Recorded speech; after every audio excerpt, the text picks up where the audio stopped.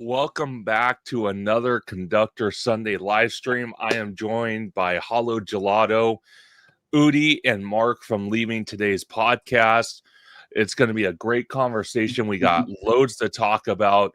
But before we get started, I'm going to start with George, the Disney Italiano. Thank you for joining tonight's live stream. Where can everyone find you on social media? Absolutely. And thanks for having me back on. It's always a good time.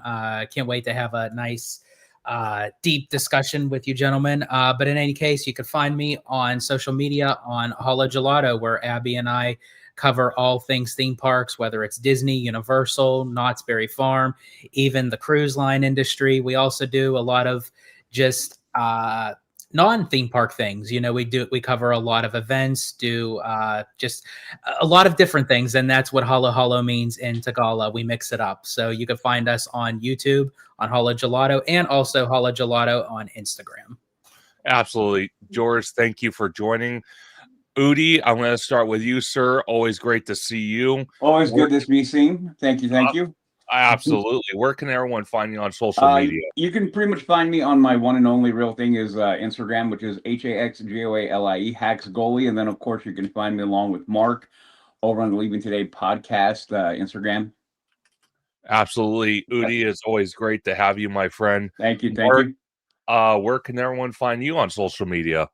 Yeah, thanks a lot for having us, Conductor. And it's very great to meet George finally. I've been watching you for like a year or two, so it's great to finally be able to talk to you. You can find me on Leaving Today podcast. Every other Monday, our episode drops. We're starting our 10th year of doing Disneyland news and reviews. So episode 237 is out right now. And then every Wednesday night on LTP Lounge, from 6 to 7 Indy time, Udi and I talk about the latest topic and get in touch with our friends. So you can find us at Leaving Today Podcast and Instagram at Leaving Today Podcast. Yeah. Absolutely. And I've actually been a guest multiple times now on the Leaving Today podcast channel. It's a wonderful time with Udi and Mark. Always a great time. Yep. And I've been with George. I lost count. I can't even count on my fingers how many times I've been on his channel, but always a great time. And congratulations, Mark and Udi, for 10 years of doing that podcast. Absolutely incredible. Thank you so much. Yeah. Thank you. I want to wish everybody a happy new year. This is the first Conductor Sunday live stream of 2026. Great to have you guys on. And I just filmed the video. It's actually uploading right now for members only. It's my review of the Jones Soda collab with Fallout that you can currently buy at Costco, I think for like $17.99. Really? Yes. Oh. So that will be hopefully uploaded to members by tomorrow morning. We all love YouTube. Sometimes it wants to cooperate and sometimes it doesn't. I don't know what to say, but it's going to be available hopefully tomorrow. So everyone definitely go check that out. And you can find my member link in the description down below. But gentlemen, we're going to start off with just some dates. Let me see here. Let me see. Okay, here we go. Okay. And this is courtesy of Hollow Gelato. He sent me a lot of info, so that's going to just make things go a little bit faster. But this is from Boardwalk Times. List of the Muppets anniversaries in 2026. We have the Muppets Haunted Mansion, the 5th. I'm assuming, Georgia, it's July or January 5th, correct? Or the 5th? No. What it shows in the brackets is the actual anniversary. So Muppets Haunted Mansion, they're going on their 5th anniversary. Okay.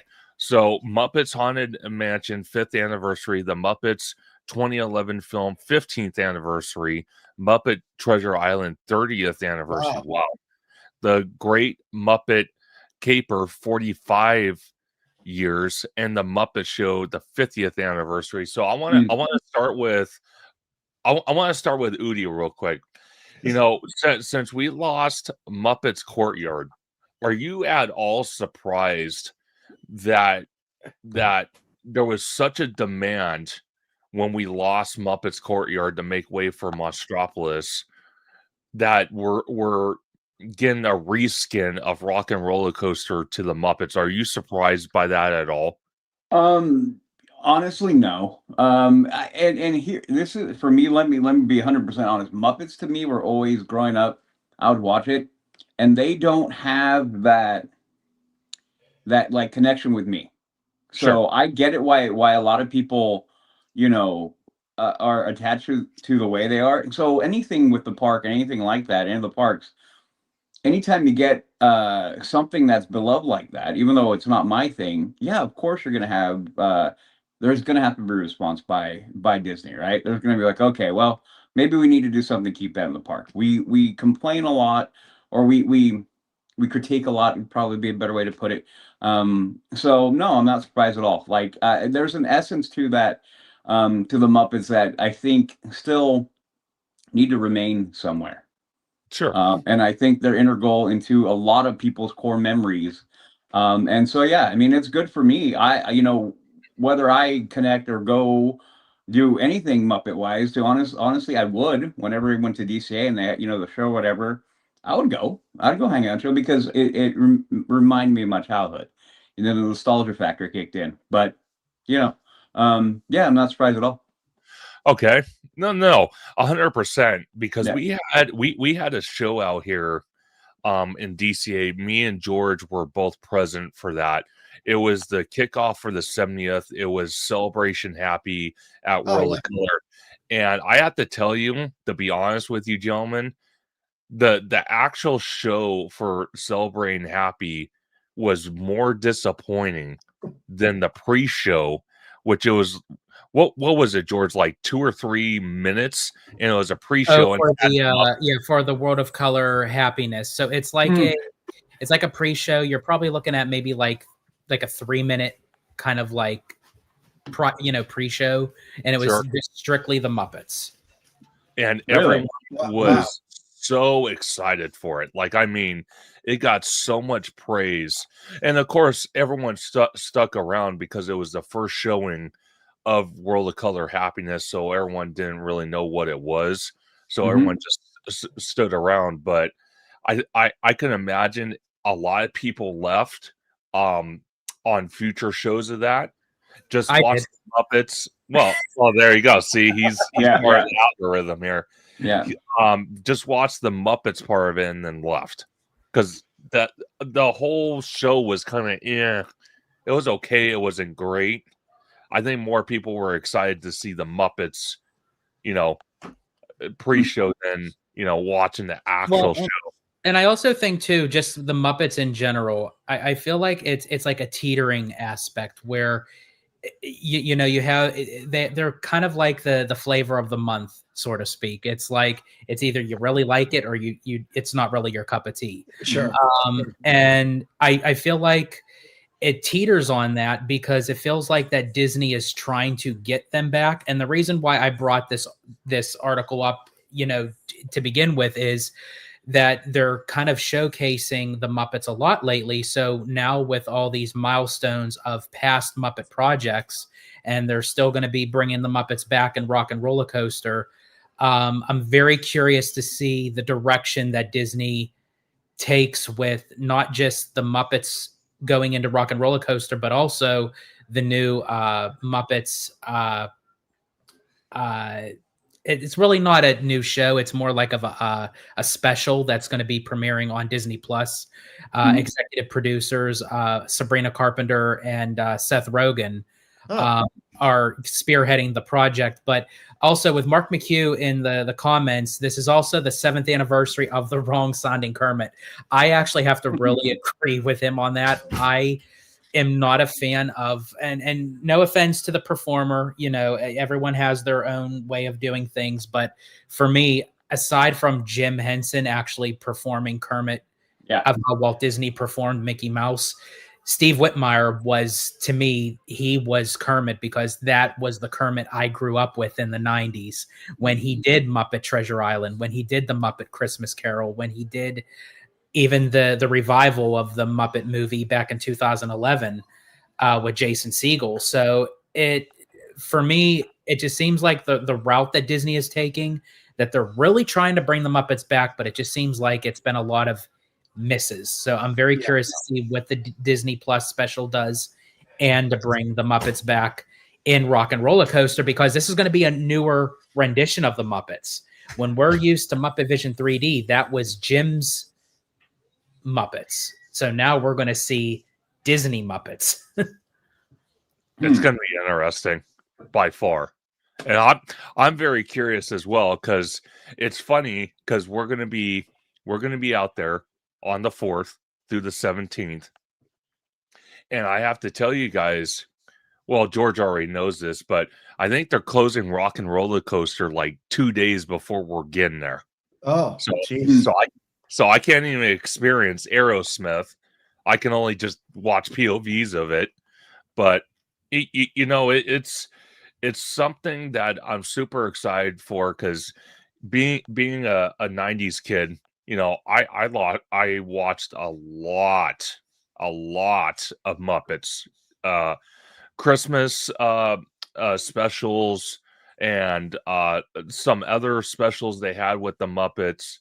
And my dad's a huge collector of just collectibles, baseball stuff, Olympics, all sorts of stuff. And I think he had a couple pieces from the Muppets that were either signed or very collectible. So that was pretty awesome growing up with the Muppets, and as a 90s kid for sure. But nice. yeah. This is also, again, from George in Boardwalk Times. It says in 2026, we were expected to learn the official names for these future Walt Disney World projects: Villains Theme Land, Monsters Incorporated theme suspended roller coaster, Monsters Inc. theme theatrical experience, Indiana Jones theme ride through attraction, and Kanto theme ride through attraction, and Disney animal themed carousel. So what I'm thinking is, because we kind of been speculating back and forth that this D23, they're I would be shocked if we got any big announcements. I don't think we are. I think it's going to be a lot of updated stuff to current projects, because we've talked about this, Mark and Udi, when I had OG 55 on, and we can all agree, and even with George, I've talked to him about it as well, saying that with what they have right now, they have a full plate, and adding more on top is just not, it's not good business. And on top of that, it kind of talking about it over and over with fellow content creators, it almost seems like it's careless if they keep adding more and more and more when they can't even handle what they got. So I think, like I said, this D23 is going to be a lot of updated information. But Udi, I'm going to start with you. What do you think about that? No, I completely agree. We kind of talked about it, I believe, our show, right? Yeah, I think your point is pretty valid. I mean, we've had it before, and I brought up the point. It was a couple D23s ago. We got nothing but like a blue sky presentation.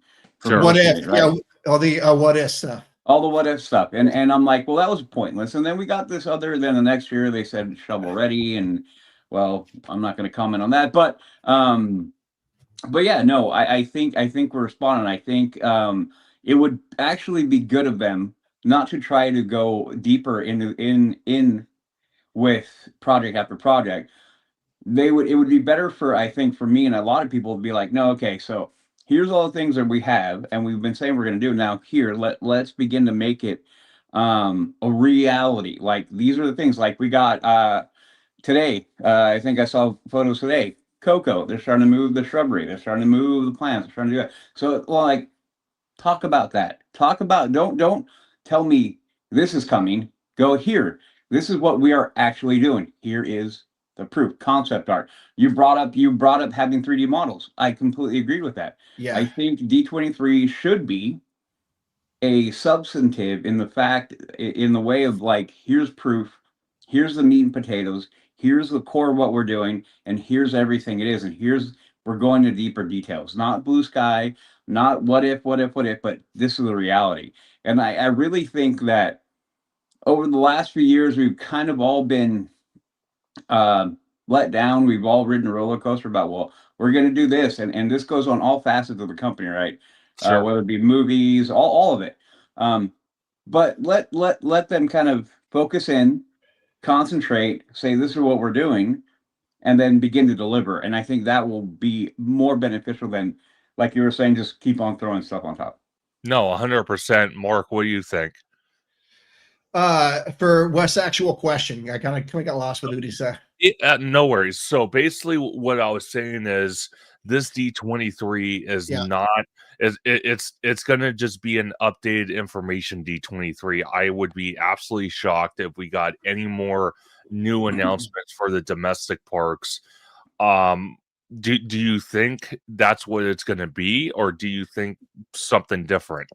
Yeah, I'm gonna echo pretty much what Udi said, and I'm gonna tamper my excitement because we've been dealing with this for, I don't know, it's probably 3 or 4 different D23s now.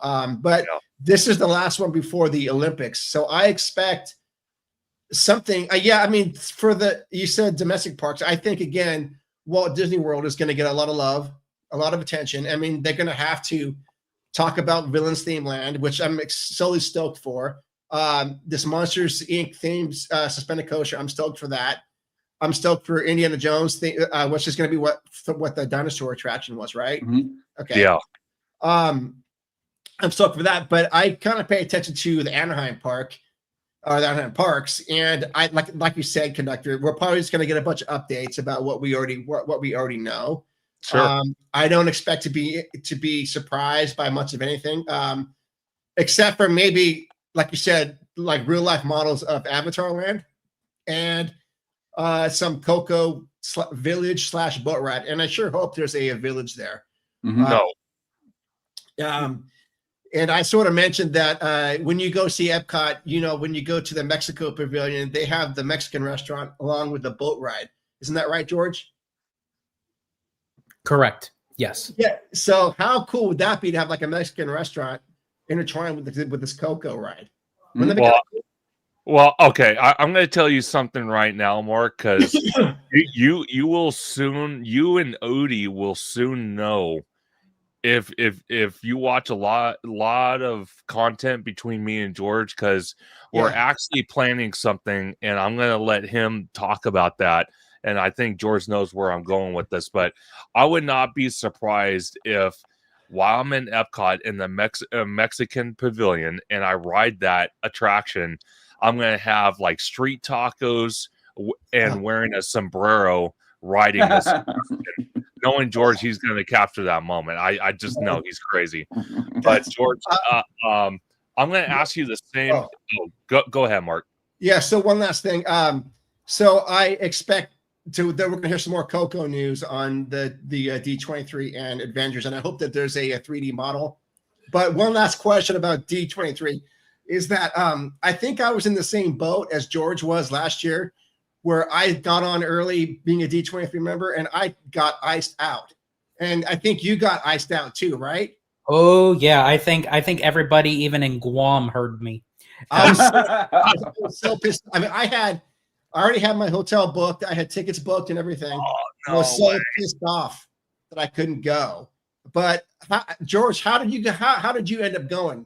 I was curious. So we actually had a really good friend that was able to nab us tickets. Now, of course, he actually ended up getting it through like a third party thing, which was really risky because there were a lot of people that were even getting rejected by those because they're thinking that they're real tickets and they were fake. And I'm like, the whole entire time, like, even though that he presented us with tickets, I was very grateful and everything, but I'm like, my palms were sweating the entire time. And I'm like, please don't let me get to the gate and they reject me. Because I'm like, but sure enough, no, it was actually like the person was legit to my friend with the tickets, and we were able to pick it up at Will Call. And so that's how we were able to go. But if it wasn't for our mutual friend, like, there was no way that I was able to go, because what had happened was I was number, and I kid you not, I will never forget this number. This number will stick in me for the rest of my life. 1,706. That's what number I was in the queue. Oh, and I'm gee. like, I'm not going to get no tickets. I'm number 1,706. And I posted it on social media, and everyone's like congratulating me. And I'm like, why are you congratulating me? They're like, we're number 45,000. Oh my Like, God. Wow. You're 1,700. And I'm like, oh, I'm going to get the pick of the litter. And literally it was. I went through the queue. I got onto the website. It showed the whole map of the Honda Center where you can kind of pick your seats. Yep. They were all green. They were all lit up. And I'm like, wow, I could pick whatever one. As I'm putting the seats in my cart, they're removing them from my cart. Whoa. Because what had happened was they let so many people in at once. Oh, geez. That everyone was clicking on the same seats at the exact same time. So the computer wasn't reading who actually got the seats. Oh my God. So every seat that I was clicking on, it was taking it out of my cart. And then they all started filling up. Then they knocked me out. Oh, man. Oh. And then I had to go back into the queue. By the time I got through the queue, it says, we're sorry, we're sold out for the day. And I thought to myself, I called D23. And I said, can you answer me this question with your computer system of like what you go through for tickets? I said, imagine you go to, and in honor of Conductor, I'm going to use the store of Costco. Say you go to the store of Costco and you start putting items in your cart and you're going shopping, but an employee keeps on following you around and taking those items out of your cart. I was like, that's what it was like. And I said, you guys need to fix whatever it is you got going, because I said, I'm probably not the only one that went through. And I mean, they actually patched me through to like a head honcho of D23. This is how far that I kept on going. Mark McHugh, you better believe it, man. I'm the new Karen for that one. Karen, but I was like so disappointed because I really wanted to go to this one because I've never missed a D23 since its conception of 2009. I've never missed one. Wow. And now with this next one, I kind of know what I'm getting into, and I think I'm going to try to not be so particular as to where I'm sitting. I think honestly, I'm just going to click on two seats wherever they're at, and that's that. But I will say, if I don't get to go to D23, Conductor and I have some plans on the horizon already, so I can't be completely upset if I don't get to go to D23. Okay. Exactly. So, I'm going to read the super chat, and then George, I'll go to you with that question. This is from Hidden Geek Village for a $10 super chat. Thank you so much. He says, do you think we are going to get a solid Villain Land with great theming and a thrilling coaster? Also, Monsters Land, I really hope we get a really good ride. Happy New Year. What do you guys think? For me, well, Happy New Year to you. And thank you for honoring Conductor with the super chat. So really quick for me, and then you can get to the other guys, because Disney did confirm that there is going to be one roller coaster and one dark ride for Villains Land. That we do know. We just don't know which villains they're going to use, and like the name of it, the ride system. That's probably what we're going to get this D23. But they did guarantee us one dark ride, one roller coaster. And from the latest, we call it Imagineering, they were showcasing like newer technology for the audio animatronics, and they mentioned Hades as one of the characters, which they've awesome. An audio animatronic of Hades before. So I'm assuming that's going to be for Villains Land for sure. And then really quick for Monsters Inc., from what the concept art looks like to me, I mean, that looks like a banger roller coaster. Like the fact that it's going to be Disney's very first suspended roller coaster. I would enjoy it probably, no matter probably for me what the storyline is. I mean, I do love good storyline when it comes to Disney, but also with me being a thrill geek, I just love myself a good coaster. So I'd be happy at the end of the day with that. Yeah. Absolutely. And then before I get to Mark and Udi, George, I'm going to ask you another question going back to a question I had before about D23. Do you see anything possibly with any new announcements, or can you all agree that it's just going to be an update year and 2028 is probably going to be another big D23 event? Yeah, I think I agree with the guys here. I feel like that they're just going to more so continue the announcements of what was already announced. They need to, and I wouldn't be upset with that because they can't keep on making these announcements and then not give us no information and then go to new announcements. That would be kind of, dare I say it, asinine, if you will. Yeah, no, good word. Good word. Yeah, thank you. But I think for not even just us as Disney fans, I think just people in general, we became creatures of habit, especially now with the way social media is and how technology is and how content is done. People don't even watch full videos anymore. They watch these little shorts and they just swipe, swipe, swipe. So that's almost like how they want the news. It's like, oh wow, we're getting Monsters Inc. and we're getting Villains and we're getting Coco and we're getting Encanto. That's great. Perfect. Okay, now what? What's next? It's like, well, give them time to actually make this stuff and then we can get on to the next stuff. It's like no one takes time to actually like embody something and enjoy it. They always want just like, I want to know. I call it the Veruca Salt syndrome. It's they want it now. Right. Exactly. No, 100%. Mark, what do you think about Hen Geek's Village's comment? Do you think we're going to get a solid land with solid Disney villains with a thrilling roller coaster? And do you think the same about Monsters, the new suspended roller coaster? The answer to the first part is yes. I think we're going to get a solid villains land, and I think we have to do that just so we can be competitive with Epic Universe, right? I think Epic Universe is knocking it out of the park, no pun intended, with their art and their guest experience with all their monsters. So I expect nothing short of spectacular for this land. And I have a little bit of park envy because I wish we were getting something like that out here in Anaheim. But so yes, I think there's going to be as George said, there's a confirmed roller coaster and a confirmed dark ride. And George brought up a key point. We don't know what sort of coaster it's going to be yet, right? What the system is going to be. That's going to be very interesting to me. And is it going to be something along Seven Dwarfs Mine Train side or Big Thunder style? Or what is the age group for this particular ride system? And then the second part, the Monsters, I wasn't aware there was a Monsters land coming. I thought it was just a Monsters Inc. attraction. There's a whole land coming? There is. That's what we replaced Muppets Courtyard. Oh, okay. I thought it was just this attraction.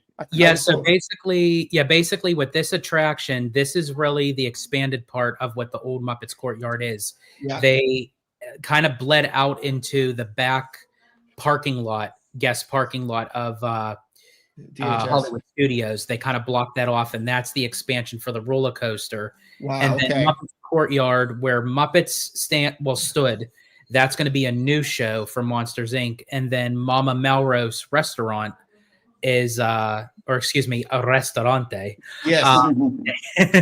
Is that's going to become Harryhausen's. Okay. Gotcha.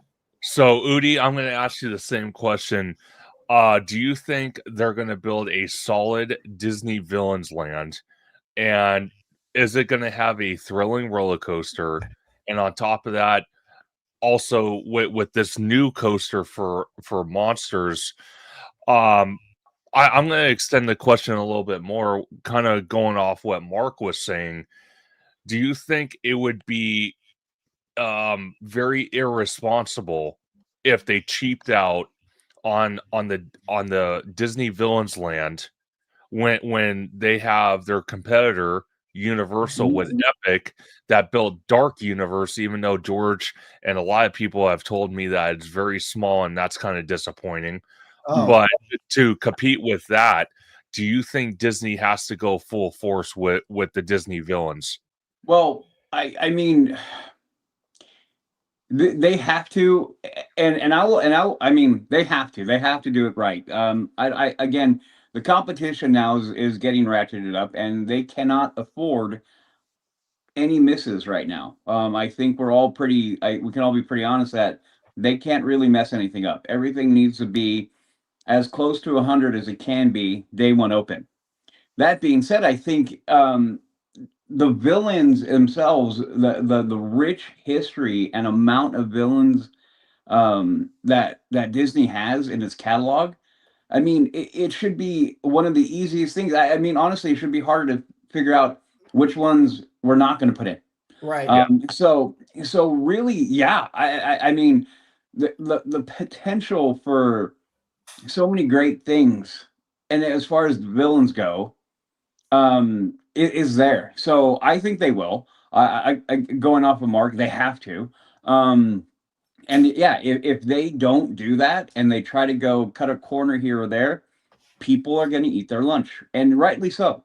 Rightly so. This is Disneyland and Disney that we're talking about, Disney World. I mean, we're talking about the pinnacle of theme parks, or what was. Yeah. So this is all part of it. So yes, I think we will. I think at the end of the day, it's going to be great.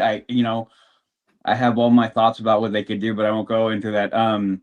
The other part now, going over to Monsters, I mean, that'll be cool. I think the roller coaster, the suspended thing, is awesome. I think it plays great with the theming, with the doors and how they get shuffled in and out. Honestly, I think that's going to be awesome. And I hadn't thought about the question about the age level of that, and now I'm curious, because if they tailor it to a younger crowd, then the level of speed and excitement is going to obviously drop, right? You mean about the Villains Land one? Yeah, no, this one, the suspended one. Oh, if they're doing anything that's going to, because you were wondering about age, what age are going to. Well, I was talking about the Villains Land. Oh, the Villains Land. Okay, well, I thought because George, I thought you were talking about this. No, yeah. George brought up that they didn't know what the ride system was, and I'm curious about that too, because and what is it? What age group is it geared towards? Well, I think the dark ride is going to be the one that's going to be atypically is for everybody, right? Yeah. Sure. I mean, you name me a dark ride that isn't.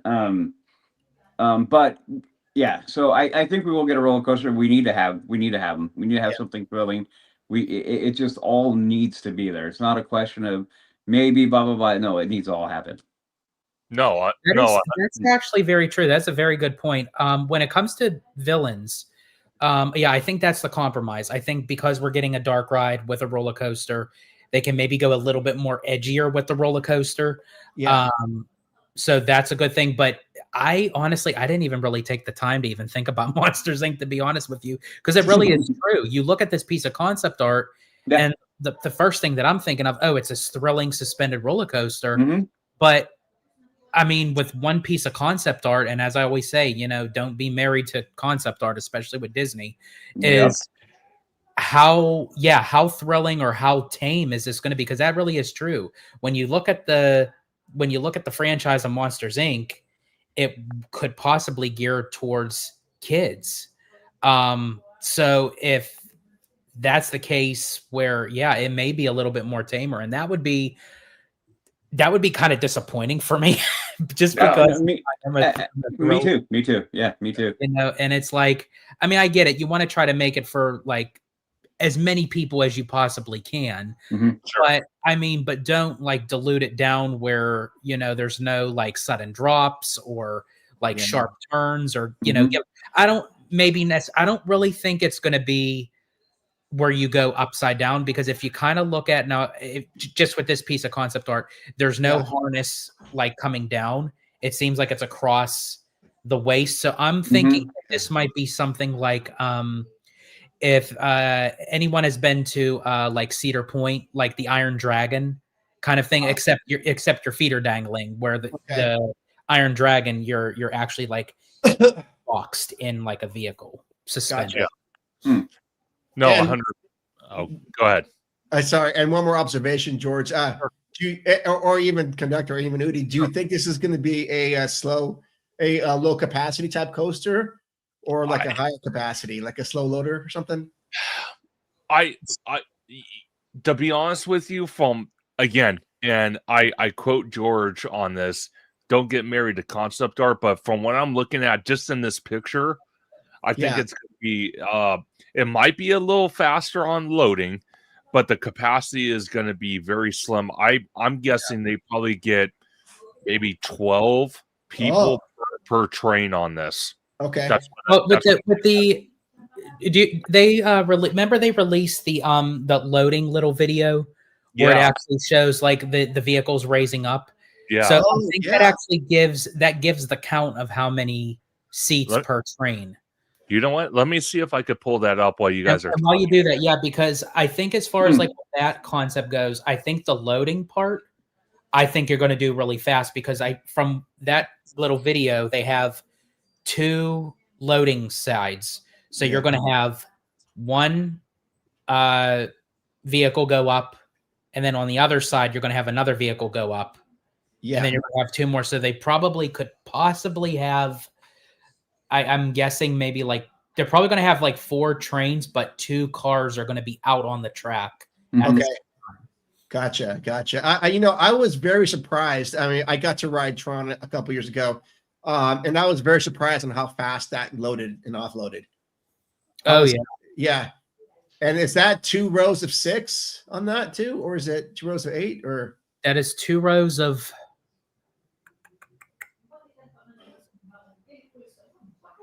Oh, that's a good question. I'm trying to remember. Okay. I'm trying to remember. Anyone in the comments, if you know Tron's number. I'm trying to remember, but yeah, you're right. Like the loading of Tron is really fast. I mean, and then Universal is even more crazier. Like I went on the Incredible Hulk. These team members had to work for like a NASCAR pit crew. Okay. Like, they just they get people on, they do the safety check, and then boom, you're gone. All right, here's the video right here. So this is what George was talking about. So I see 1, 2, 3, 4, 5, 6. Trying to count. This at 1, 2. Wow. And they got that 1, 2, 3, 4, 5, 6, 7, 8, 9, 10, 11, 12, 13. I don't. Oh, well, they might do 13 for monsters, so they might be 13. So, but if you times that, people, so 26 people per train, and it looks like it's a dual loader too. Right. Yeah, it's on both sides. So if they're going to have possibly 2 trains out on the track at the same time, you're looking at, like 52 people per time, and then they're loading up another 2 trains. That part alone is going to be thrilling enough. The fact that they're going to raise you to go in through the door vault. Oh yeah. I haven't seen it. Have you seen this? Hey, no. Did you just see that? There's 3. There's 3 of them. So there's 3. So okay, so they're going to have 3 cars out at once. Wow. Oh my gosh. Yeah. That's but here's another one coming in. Yeah. So they could possibly have 6 trains altogether. Oh, easily. Easily. Yeah, because even Remy D is saying this is going to be a high capacity coaster. They're going to have to. They can't. They have to have multiple trains because this is going to be more backed up than a bowel movement. You know what? To be honest with you guys, though, I'm really honestly hoping that the track is long enough where they could justify this. You know what I mean? Yeah. Because the building from the concept art looks humongous just from the concept art, but I'm really hoping the track is at least long enough to where they could justify having 3 load stations in this queue. I'm really hoping. And it's almost like even though you're side by side, it's like you're on your individual seat, like you're not like actually sitting with someone together. Yeah. So I'm wondering if as far as height wise, I wonder if you're going to have to be 52 inches. Probably. I would only have to guess. You know, that's what I'm curious about. Lene Ward says, I want to know what the operations have to do to coordinate the loading for monsters. That's going to be interesting. Yeah. So they're probably going to have, because if you look way up here, like where it takes off, it looks like there's a dual like takeoff. So I wonder if they'll do one at a time. So they'll get everyone loaded up and then they'll go one by one. That's what I'm wondering. I have a question. Does anybody know how big of a footprint they talking about for this attraction? They gave us a little model at D23 after they made the announcement. They had a model at inside the convention center. It's like a rough kind of like a rough model. It doesn't actually give like explicit detail, but it shows like the lining of like the vehicle of like where it goes, like around the whole building. Let me see if I could pull it up. Monsters Inc. It almost kind of resembled to me like a you know, like a conveyor belt, like for laundry, that it kind of like zigzags through. Like that's what it looked like to me. Well, the reason I ask, because I'm thinking, depending on the size of the track and the footprint, I think will give us a good idea of what kind of attraction we're going to be looking at. Because I don't see a really fast, high-speed attraction if the footprint is small and the building is. I mean, a show building is going to be a show building. A lot of show buildings are big. We all know that. There's a lot of hidden machinery. They're obviously going to do animatronics. They're going to do the full. I mean, I'm expecting it to be a full story-driven type thing. But that's why I'm curious if we're going to go in, we're going to go outside. I mean, like that's why I just have a lot of questions, because I think we can start pulling clues from what we've got to kind of figure out about what we're looking at as far as like overall speed and yeah, I think you're right. Yeah, you could clearly see how big this building is, and then again, like Udi was talking about, just the scale model of it. That's kind of what it looks like right here. If you're looking at it from the side. So basically, what they do is they kind of give you like a rough kind of like of how it looks. So the part on the left, that's the queue, so to speak, where you enter. This is the loading, the middle part, and then the big square is the actual attraction itself. And it looks crazy. My question to it is, how fast do you think it's going to go? You think about what, maybe in 50, 60? And that's what I'm trying to get at, because I honestly have no clue. With what we have, I can see it going really fast or really not fast. I don't think it's going to go 50 or 60, because even Space Mountain only goes 25. Yeah, true. So now Rock and Roller Coaster goes 0 to 60, but I mean that ride was made for specific thrill riders. I don't know if this ride is going to be. I'm thinking this may be a little bit faster than Seven Dwarfs Mine Train, but I feel like that's going to be the demographic to get people, because really, if you look at Hollywood Studios, a lot of it is kind of thrill rides. I mean, you have Tower of Terror, you have Rock and Roller Coaster. There wasn't a whole lot going on until they started bringing like Toy Story, you know, Mickey and Minnie's Runaway Railway, which don't even get me started on that, because talking about that ride in there means I have to talk about the Great Movie Ride, and they got the Great Movie Ride. So like, I'm still very bitter about that. But yeah, I just don't know with Monsters Inc. if they're willing to do a full-fledged like thrill ride. Yeah. So these are some of the pictures. I think there was a video. Let me see if I could look at that video real quick. Yeah, bring that. Of course. Okay. Okay, you see that?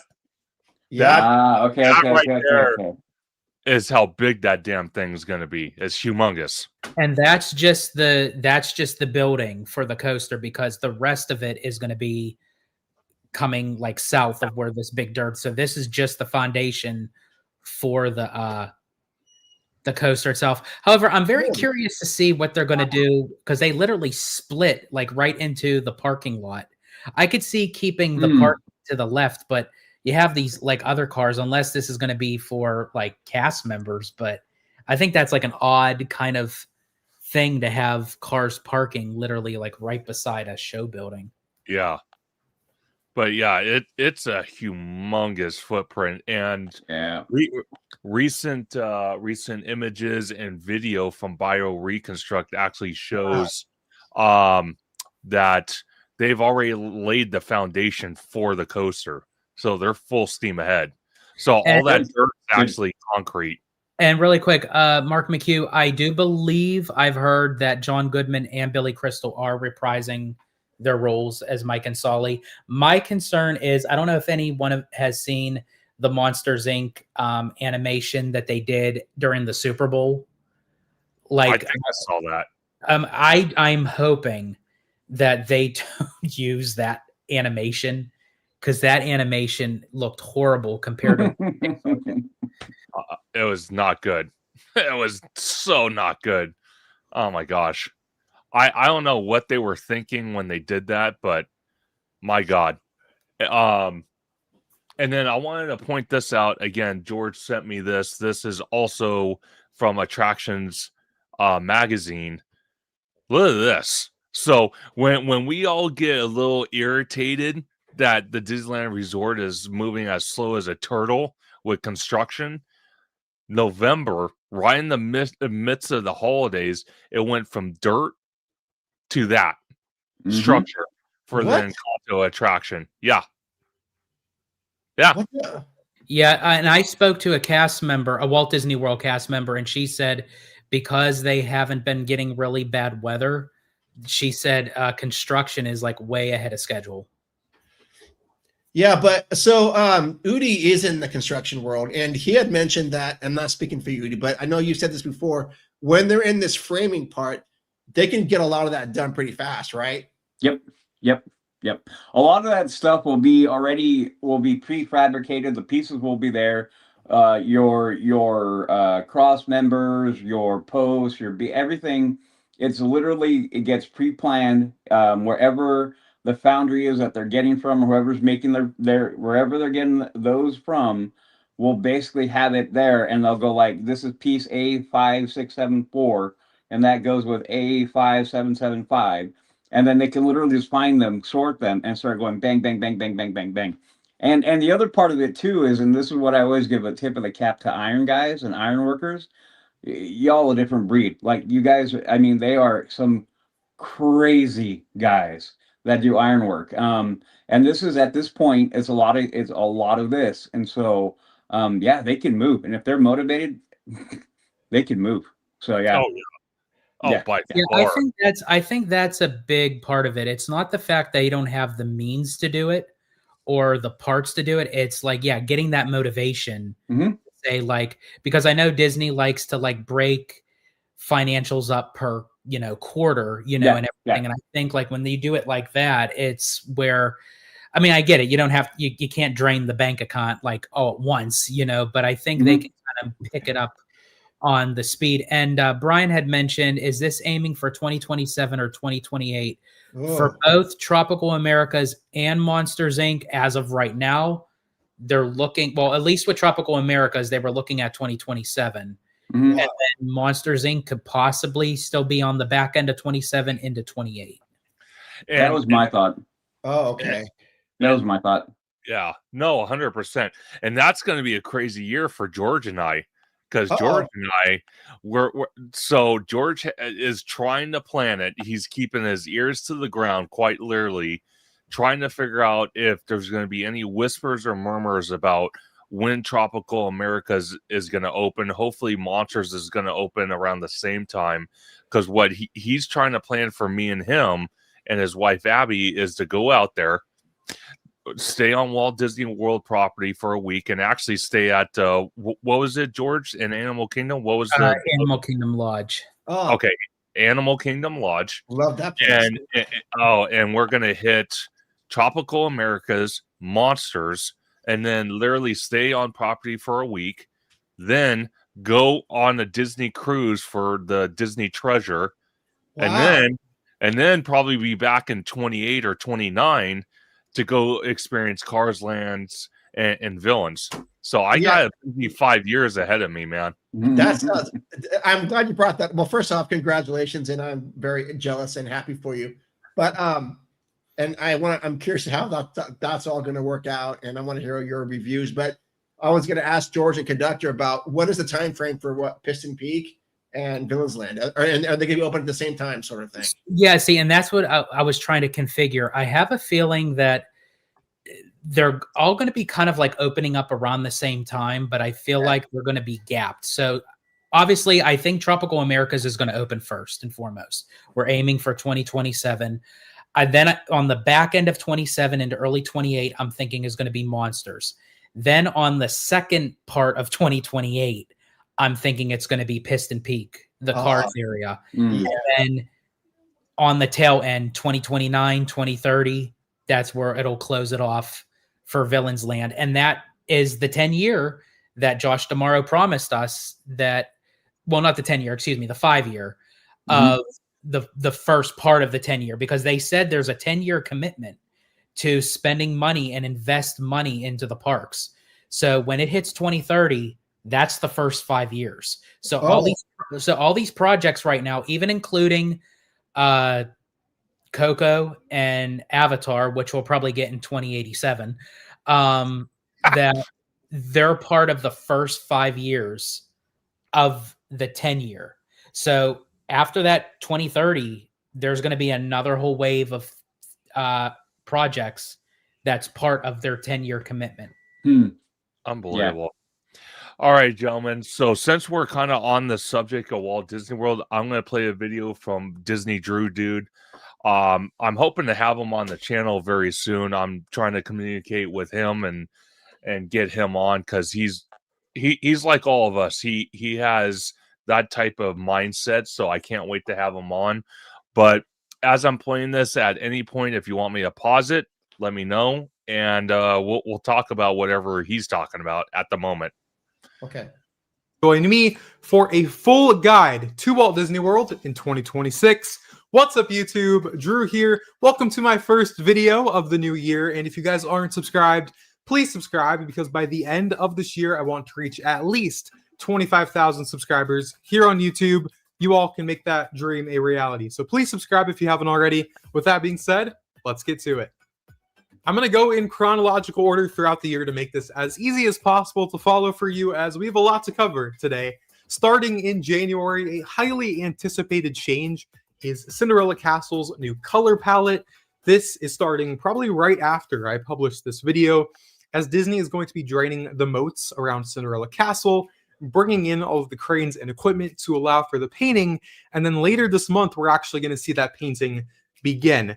Now, if you are concerned about getting a photo with the castle this year, or, you know, friends and family visiting and they're concerned, the good news is that all of the cranes are going to be lowered into the moats by noon every single day while the work is ongoing. So if you want a picture with Cinderella Castle with nothing around it, no scaffolding and no scrim and no cranes, that's what's happening. And in my opinion, this is a very good thing, because in the afternoon and the evenings, you will be able to get that photo with the castle. Now, Disney has said that the repainting will be completed later this year in 2026, and my hope is that it's done before October 1st, the 55th anniversary of Walt Disney World. I think it could be done even well before that, honestly, but it will take longer than the original repainting back we saw in 2020, because during the pandemic, the parks were closed and they could paint all day, no issues whatsoever. Whereas now, with the painting limited to that morning window, it's going to take a little bit longer.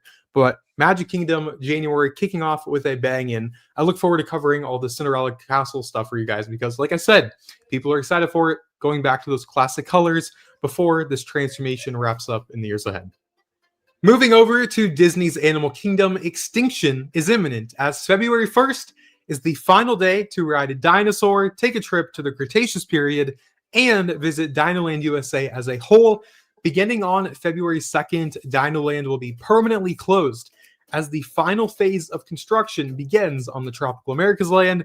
The Tropical Americas, we've talked about it many times before, a carousel, a new play area for kids, a village, Pueblo Esperanza, the Village of Hope, Encanto attraction, the first ever Encanto attraction, and the reimagining of Dinosaur into Indiana Jones. That entire land will be opening in 2027, less than 2 years from now. So a lot of work going to happen very quickly, but the good news is that they are moving quickly. The Encanto show building is... So that's currently what we're looking at right now. Like Udi said, when they're putting up the steel beams and stuff, that could go quick. But it's the next phase of construction that's going to kind of, stay steady, but not go extremely quick, if that makes sense. I'm very curious to see, like, from what we're looking at right now to when we actually get down there in March. Oh, it's going to look so much more developed. What that progress is going to look like from now till March. I'm very curious to see, because if we could end up starting to see actually like panels going up around the structure itself, and we could start maybe seeing some painting going on, then that really is true that they are moving very fast. But if we get down there in March and we're still seeing this, where it's like the skeletal structure, then they are moving, but not as fast as we thought they were moving. Well, I'm going to tell you this, George. If the weather persists like this and it's not rain and this horrible weather that Florida loves to have, I guarantee you it's going to be covered by the time we're down there. At least a good portion of it. I can agree, because honestly, like, Florida is just getting out of the hurricane season. So they had a really mild season, in my opinion. So that's probably why they took the opportunity to get all this done. So if it's already going to be out of hurricane season, then yeah, I could see them moving like full steam ahead. Okay, a couple questions about this. Real quick, Udi, at this phase, would they have already done like all the like plumbing and underground stuff? Yeah. Okay, so. Yeah. This is just a frame, and they haven't done any electrical yet because they would. No. Okay, gotcha. No, typically what they'll do is they will set their runs. So where they're going to run their plumbing, where they're going to run their wiring, they will either have that already set with a preform or have it marked out for when they're actually going to go in and do that to be cut in. So at this point, all your underground, you'll have basically your stuff coming out. And that's usually about it until everything gets going. Obviously, without seeing plans, I can't get any further, but that's basically where you're at right now. Okay. So and then, you go ahead, Conductor. No, I was just gonna feed off kind of what Udi was saying. More than likely, and again, I'm not a construction person. That's why I'm glad we have Udi on. Is they're probably going to have, if I'm not mistaken, Udi, like conduit pipes sticking out of the ground in certain sections for that. Yep. Okay. Yep. Exactly. Go ahead, Mark. I have to apologize because Udi and I typically focus on Disneyland and DCA. Oh, sure. So this Encanto ride, is it a boat ride or is it what is this? We honestly really don't know yet, to be honest. That's one thing. Now, again, that's speculation that they may announce at D23. Because they just had one piece of concept art, and what it looked like to me, because it seemed like that the vehicles were going straight, but then they turned toward the show scene. I'm assuming that it's going to be sort of something like Haunted Mansion style, where it's like the Doom Buggy. So it may be like a Mystic Manor kind of. Oh, okay. Kind of, and that would fit. Fun. That would fit. Awesome. Yeah. 100%. All right, I'm going to continue saying. I have to say, I'm actually like really looking forward to Encanto. I mean, I love Indiana Jones, I really do. Yeah, but sure. I'm more prone to Indiana Jones being out here. Like Indiana Jones is my favorite ride at Disneyland, and it's like to utilize the same IP with the same ride vehicle, but just on a different coast and a different park. I get it; it's going to be a different storyline and everything, but like I wanted to see something a little bit different, a little bit more. So that's why I'm actually more excited for Encanto. Mhm. And Mr. Brian 13 thinks it's going to be an Omni Mover attraction. So, like Haunted Mansion, like George was saying. Mhm. Nice. And it would fit. again, It would totally fit that. oh, 100%. Mhm. Gentlemen, I'm going to play it some more. Same rules apply. You want me to pause it? Just let me know. Already big. It's very prominent in the park, and you can actually see that walking across the bridge from Discovery Island to Dino Land right now. So I believe that this land will be the most classic, warm, and welcoming project that Disney has done since New Fantasyland. I've even said that before, but we are 1 month out from all of that work kicking into high gear on the Tropical Americas. In February, over at Epcot, Frozen Ever After is getting its full circle moment as the first Frozen attraction is finally getting the updated audio animatronics figures with the fully articulated sculpted faces. The final day to ride Frozen with the digital faced animatronics is January 25th.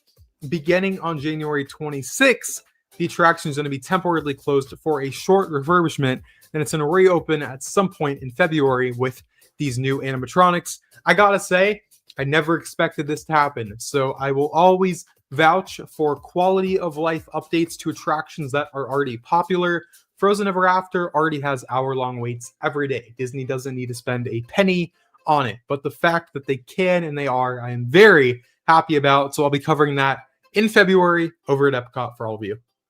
March 1st is the final day to ride Rock and Roller Coaster starring Aerosmith at Disney's Hollywood Studios. Beginning on March 2nd, the full transformation into Rock and Roller Coaster starring the Muppets is going to begin. Now, if you're riding the attraction before March 2nd, the pre-show is already gone. I just wanted to mention that again, as this work is being carried out in phases to keep the coaster itself open as long as possible, as the biggest change with the Muppets version of the ride is the pre-show. So the Imagineers got to work on that already and are working on it at the time of me publishing this video. But if you want to take one more super stretch limo trip with Aerosmith, March 1st is the final day. Over at Magic Kingdom, we have two major reopenings in the spring, though as of now, we don't have an exact opening date for both Big Thunder Mountain Railroad and Buzz Lightyear's Space Ranger Spin. I expect the reopening dates to come sooner than later, because when Disney says spring, that's either March or April, as beginning around Memorial Day, that's when Disney's summer season kicks off, and they will likely give us a 2-month heads up for those reopening dates. So I'm kind of on high alert waiting for those dates at this point. But in my opinion, a perfect scenario is if we get Buzz and Big Thunder on the same day, because Magic Kingdom really needs that capacity right now. The park is suffering with them being down, on top of the permanent closures of Tom Sawyer Island, the Rivers of America, and the Liberty Bell Riverboat. So if everything goes to plan, I would hope that Disney reopens them on the same day for a fun push to say, hey, we've got two big attractions open again, come check them out, especially because Big Thunder is getting the biggest refurbishment in the attraction's history, a top to bottom refurbishment, and Buzz Lightyear's Space Ranger Spin. This is a bigger reimagining than most people. My one concern with Big Thunder is, and I'm glad that it's getting a revamp. I'm glad it's getting love. Yeah. You know, it's not going anywhere, obviously, because they put so much time and effort and money into this. But when it shows like that Crystal Cavern kind of look, and, you know, they're going to add like more storyline to it, I hope they actually give us an opportunity where we could actually visualize it, like on the ride, because it's such a fast-paced ride. Like, I hope it's not like a 2-second glimpse of something, and then we bypass and it's like, oh, well, okay, so they added all that kind of like for nothing, where we can't even really look at it. So I hope that, and I think they said it's for the climb, the first hill in the cavern. So I hope that's what they're meaning, so that way we could actually like look at the new work that they've done. By far, because that's something that I've always kind of thought about when an attraction goes down for a significant amount of time and they add new elements to the attraction.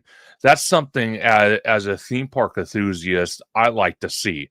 I agree with George. I don't want any theme park, whether it's Disney, Universal, or any of these other theme parks to add a scene like that to a current lovable, high speed, high capacity attraction, and it's like over in a blink of an eye. You know, you kind of want to see that, so you're like, oh, okay, this makes sense. This is why they had it closed for a year and a quarter. This makes sense. You know what I mean? Yeah. So Yeah, absolutely. Realize. And also something that's cool is that we just recently got our first look at Buddy the Robot, that brand new scene at the beginning of the attraction where it's kind of a target practice moment, testing these new handheld blasters before we go out on the mission to defeat the evil Emperor Zurg. So follow me on my other socials if you aren't already. When those opening dates are announced sooner than later, I'll be posting those there, as well as probably covering it here on the channel. Moving on to the summer, there is a lot happening across the entire resort, but specifically at Hollywood Studios. The one concrete date we have as of now is May 22nd. That's when the Mandalorian and Grogu mission is going to debut on Millennium Falcon Smuggler's Run in Galaxy's Edge.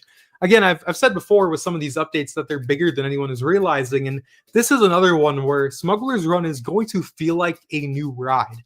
Not only is it awesome to have the Mandalorian and Grogu as their fan favorite beloved characters, but connecting to this $1.5 billion investment with Disney and Epic Games, the creator of Fortnite, that is going to be connected to this mission as well as Unreal Engine 5 that is powering this mission. So from a technological standpoint, it's going to feel a lot smoother and more immersive, and again, like a new attraction, a new experience, not only from a character standpoint, but from a technological standpoint. And then later this year, the Disney Digital Universe connected to Fortnite is expected to launch, and it's already been confirmed twice that this mission is going to impact your experience in-game and in the park. They're going to be connected vice versa. So we don't know exactly how, as Disney's really keeping everything under wraps with this Disney and Fortnite thing, but rightfully so. This is very, very big. And I will say again, if you guys haven't subscribed, later this month, I will have the biggest YouTube video I've ever posted about this Disney times Epic Games thing. So that video, if you guys ever are going to watch anything that I've ever created, can you pause it right there? sure. That video. But so let me go with the first part that I agree with him that with the Real Engine powering everything. I don't know. I don't know if I'm gonna go as far as to say it's gonna feel like a whole new ride. Sure. But I think it's gonna be a vast improvement, and I've been talking about that for a while. They could have done something like this a while ago. The bigger comment I have is for the Fortnite thing. They haven't really talked about Fortnite. That has been one of those things that I am gonna sit here and I'm gonna do I'll believe it when I see it when it comes to this kind of stuff. Same. Because I guess it's one thing to keep it hold it close to the chest. If you want to keep it a secret, that's fine. But I don't see how they're going to incorporate it. And anything that they've kind of played with incorporating this and that usually hasn't really panned out very well. No. In nice time, I mean, because we can go back. I mean, the one that always sticks out in my head the most is going to be Galaxy's Edge. How we're supposed to be this thing we're supposed to be living the whole thing, and it's all supposed to be thing, and then the pad and the data pad and all that kind of stuff. None of it worked. So No. I will hope that whatever they have planned with Fortnite actually comes off. But I am excited for the new missions, and I am excited for Mando Grogu coming on both coasts. Because I think that attraction's been needing that for a while now. No, I agree with you with that. If you really look at a lot of the things Disney has invested with technology, whether it's gaming or whether it's like an upgrade to the parks, it's like I remember they invested like $1.1 billion with the Magic Band Plus, and it's like that didn't go anywhere. Nope. They were trying to do that Play Pavilion at Epcot, which that was essentially going to be like the hands-on thing that they're now attempting to do with Epic Games. So that fell through. Now they did this crazy amount for like the AI that it's like, okay, well, how far is that going to go? It's like all this money that they're investing in And it's like, you're right, it's not really necessarily going anywhere. And it's even like with the R&D, like for Imagineering, it's like they come up with these great ideas, they showcase them at these events, and then you never see them again. Never see them again. Yep. Right. No, 100%. And that's the same thing I mentioned about when we saw like the little excuse me, the little droids in Galaxy's Edge. You know, we had them for a little bit of time, and then they disappeared. And then it's going to be like the same thing with other animatronics they've had in the parks. And then we see this new Olaf character. How long is that going to last? So it's a lot of promises, but in all reality, it's like temporary promises. So it's like almost trying to incite you to get excited, but then when they pull it, you're all like, "What the hell just happened? Why'd you do that?" Yes, I'm right there with Udi. I think honestly, like I'll believe it when I see it. Like when it's actually concrete, like in the parks or on platforms, and we actually have it. Then I agree. But actually, also Brian makes a good point too with the Simpsons Fortnite. That was a huge success and it broke records. See, so like exactly. So when Disney actually does something and they release it, it is a success. But it's like until then, they do these mass purchases and then it just dormant. No, absolutely. But I do agree with Brian. Like as far as like The Simpsons, I didn't personally play it, but I've heard like it was a smash success. Absolutely. I just want to catch up on some comments. Mark McHugh says, why did Disneyland Haunted Mansion close down for a year for a new animatronic? George, maybe you can answer that real quick. That's actually a very good question. Yeah, I don't know why that they actually closed it down for a whole year, to be honest with you, just to install one animatronic. I thought that was kind of stupid myself. Yeah. No, I don't know if they were already going to be doing maintenance, like scheduled maintenance. Sure. So they probably thought, well, why don't we just close down the whole ride? And while we're installing the animatronic, we can do some upkeep along, or not just the Haunted Mansion, downkeep. They actually say they actually purposely add cobwebs and dust and all that stuff. Good point. But that would be the only thing that I could think of. Yeah, that's insanity. And then Chris West was saying about Thunder Mountain out in Walt Disney World. It reminds him of the Cavern mine ride at Knott's. It does for me. Yep, I agree. Mr. Brian 13 says, like, if they could do a Mando and Grogu overlay, why didn't they do an Avatar one? So he's probably meaning for Flight of Passage. Absolutely. Why couldn't they do a Fire and Ash overlay? You know what? To the same question, why couldn't they have done it when Way of Water came out? I actually have that same question. Is I don't know why they didn't capitalize for how these are billion-dollar films, and it could put new life into Flight of Passage than just doing one storyline. Yeah. Give us some scenes from Way of Water. Give us some scenes from Fire and Ash. Like, exactly. I don't know why that they couldn't. Because I think, I don't know if it was Brian or someone else had mentioned onto that same topic, like just how they did with Tron, with Tron Ares. Yeah. You know, they did the lighting package, they did the soundtrack, and not to knock it or anything, but the movie bombed. You know, so it's like, then why wouldn't you utilize a franchise that is successful? Exactly. Well, I will make this point, and that when it comes to Avatar, I keep on coming back to the question: who's really into it? And this is where it falls into it. Like Tron has nostalgia. You go back to the original. There was still a lot of love for that. Avatar, a lot of people go see it in the theater after that. What's that? Yeah, I think for me with Avatar, I mean, I do agree with you. Like when it comes to the movies, like, yeah, there's no like core fandom, like how there is like for Star Wars or Harry Potter or even Tron, being small, but Tron, even Tron. Yeah, there are like you know, groupies that like literally they go back to like the original 1982 movie. But Mhm. yeah, when it comes to Avatar, I feel like, but where they could have capitalized was where it lacks after it's out of theaters. So they could have moved that into the theme park, because Avatar in the parks is very popular. Yeah, I think honestly, I've talked to a lot of people where they love Pandora and Animal Kingdom, but they haven't seen a single Avatar movie. They don't know what it's about, but they love it in the park. So for me, I'm just thinking, like, why not? Like, why not add it into the parks and let it breathe new life? But I do agree to the fact of what they did with Tron.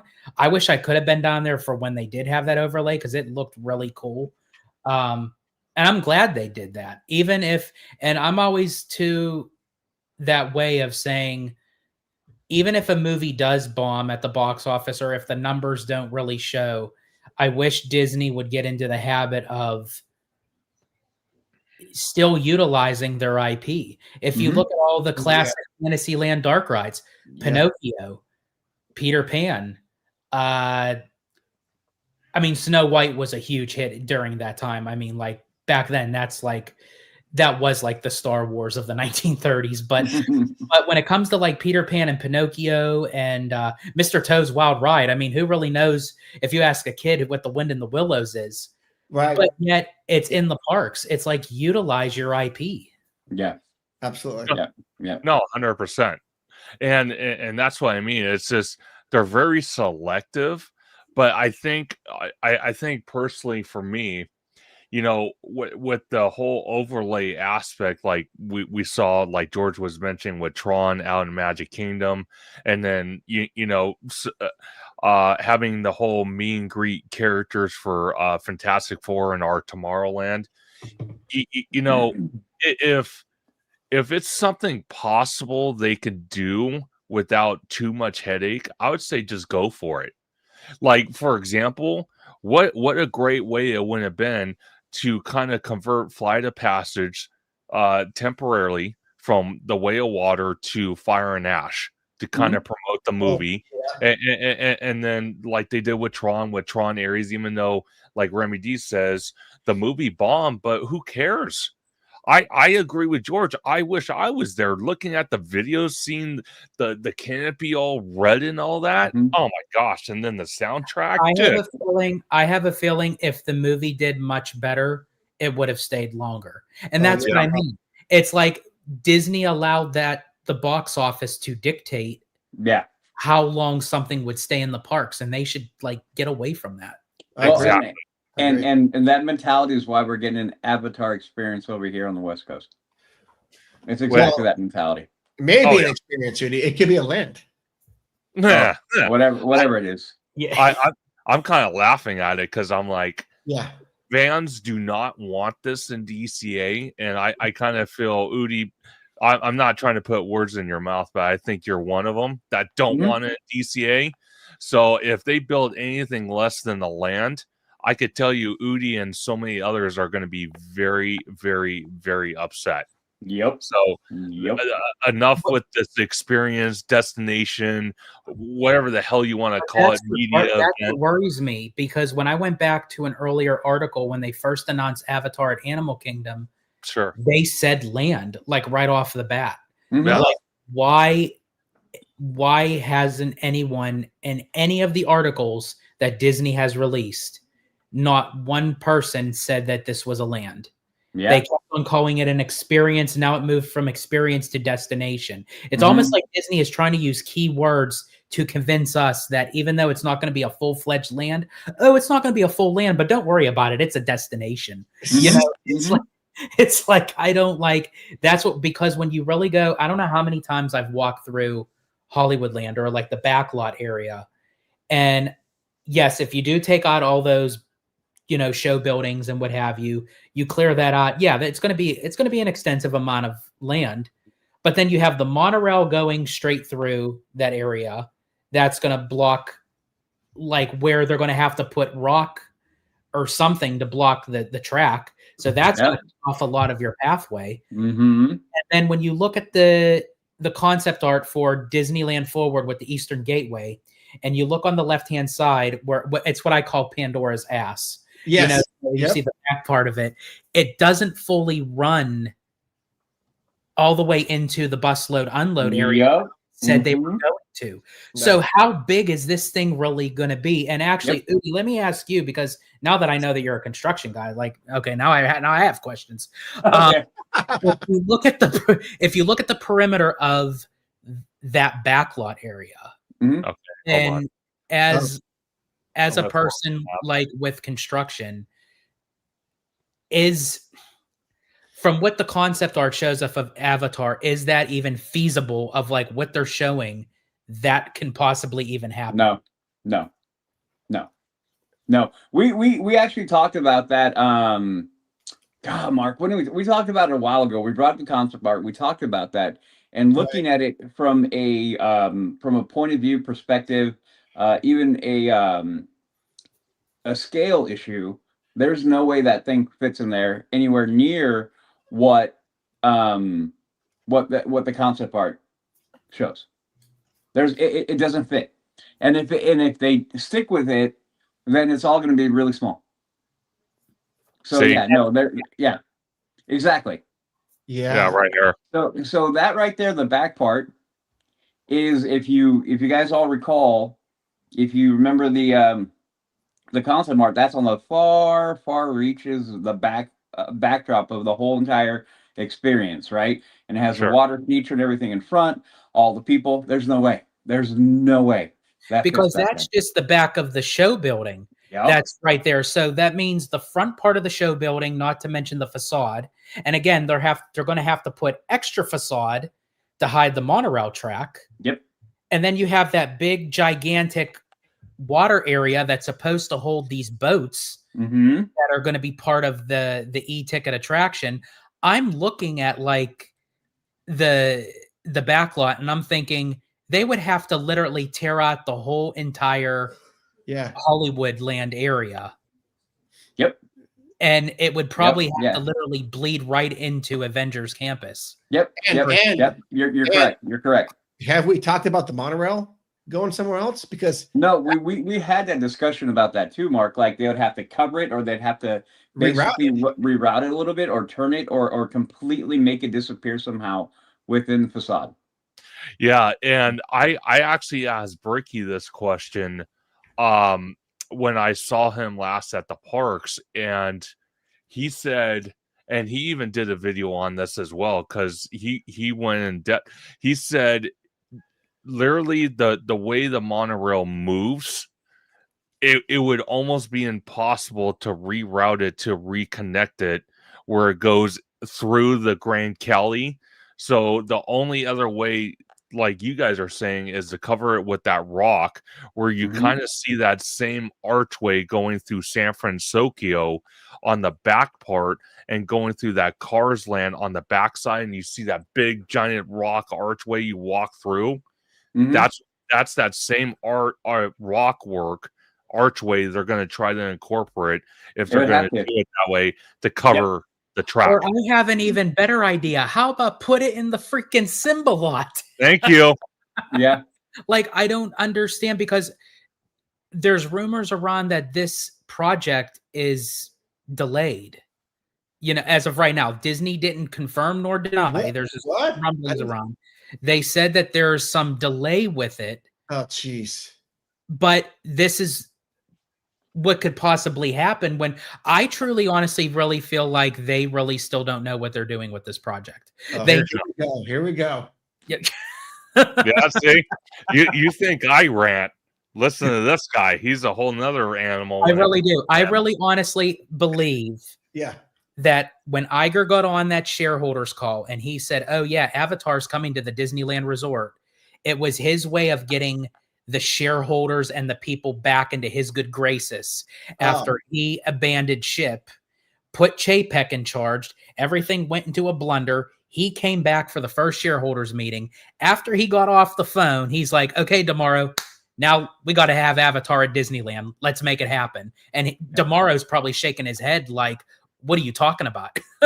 Like, because out of all the projects, look at all the projects all around, even to Walt Disney World, Tropical Americas, Piston Peak, Villains, Monsters Inc., Coco, even though it kind of delayed, everything is in motion. This is the only project that we still don't really know anything about. Right. Yeah. So, Right. I think I made the comment a little bit ago that if we don't get any concrete, like legit date, time, whatever, because I forgot what we talked about. Somebody was trying to say, well, they're delaying, the whole project is now delayed or getting delayed because they don't want to close Monsters Inc. And I remember thinking, and I made the comment, it's a ridiculous, absolutely ridiculous reason.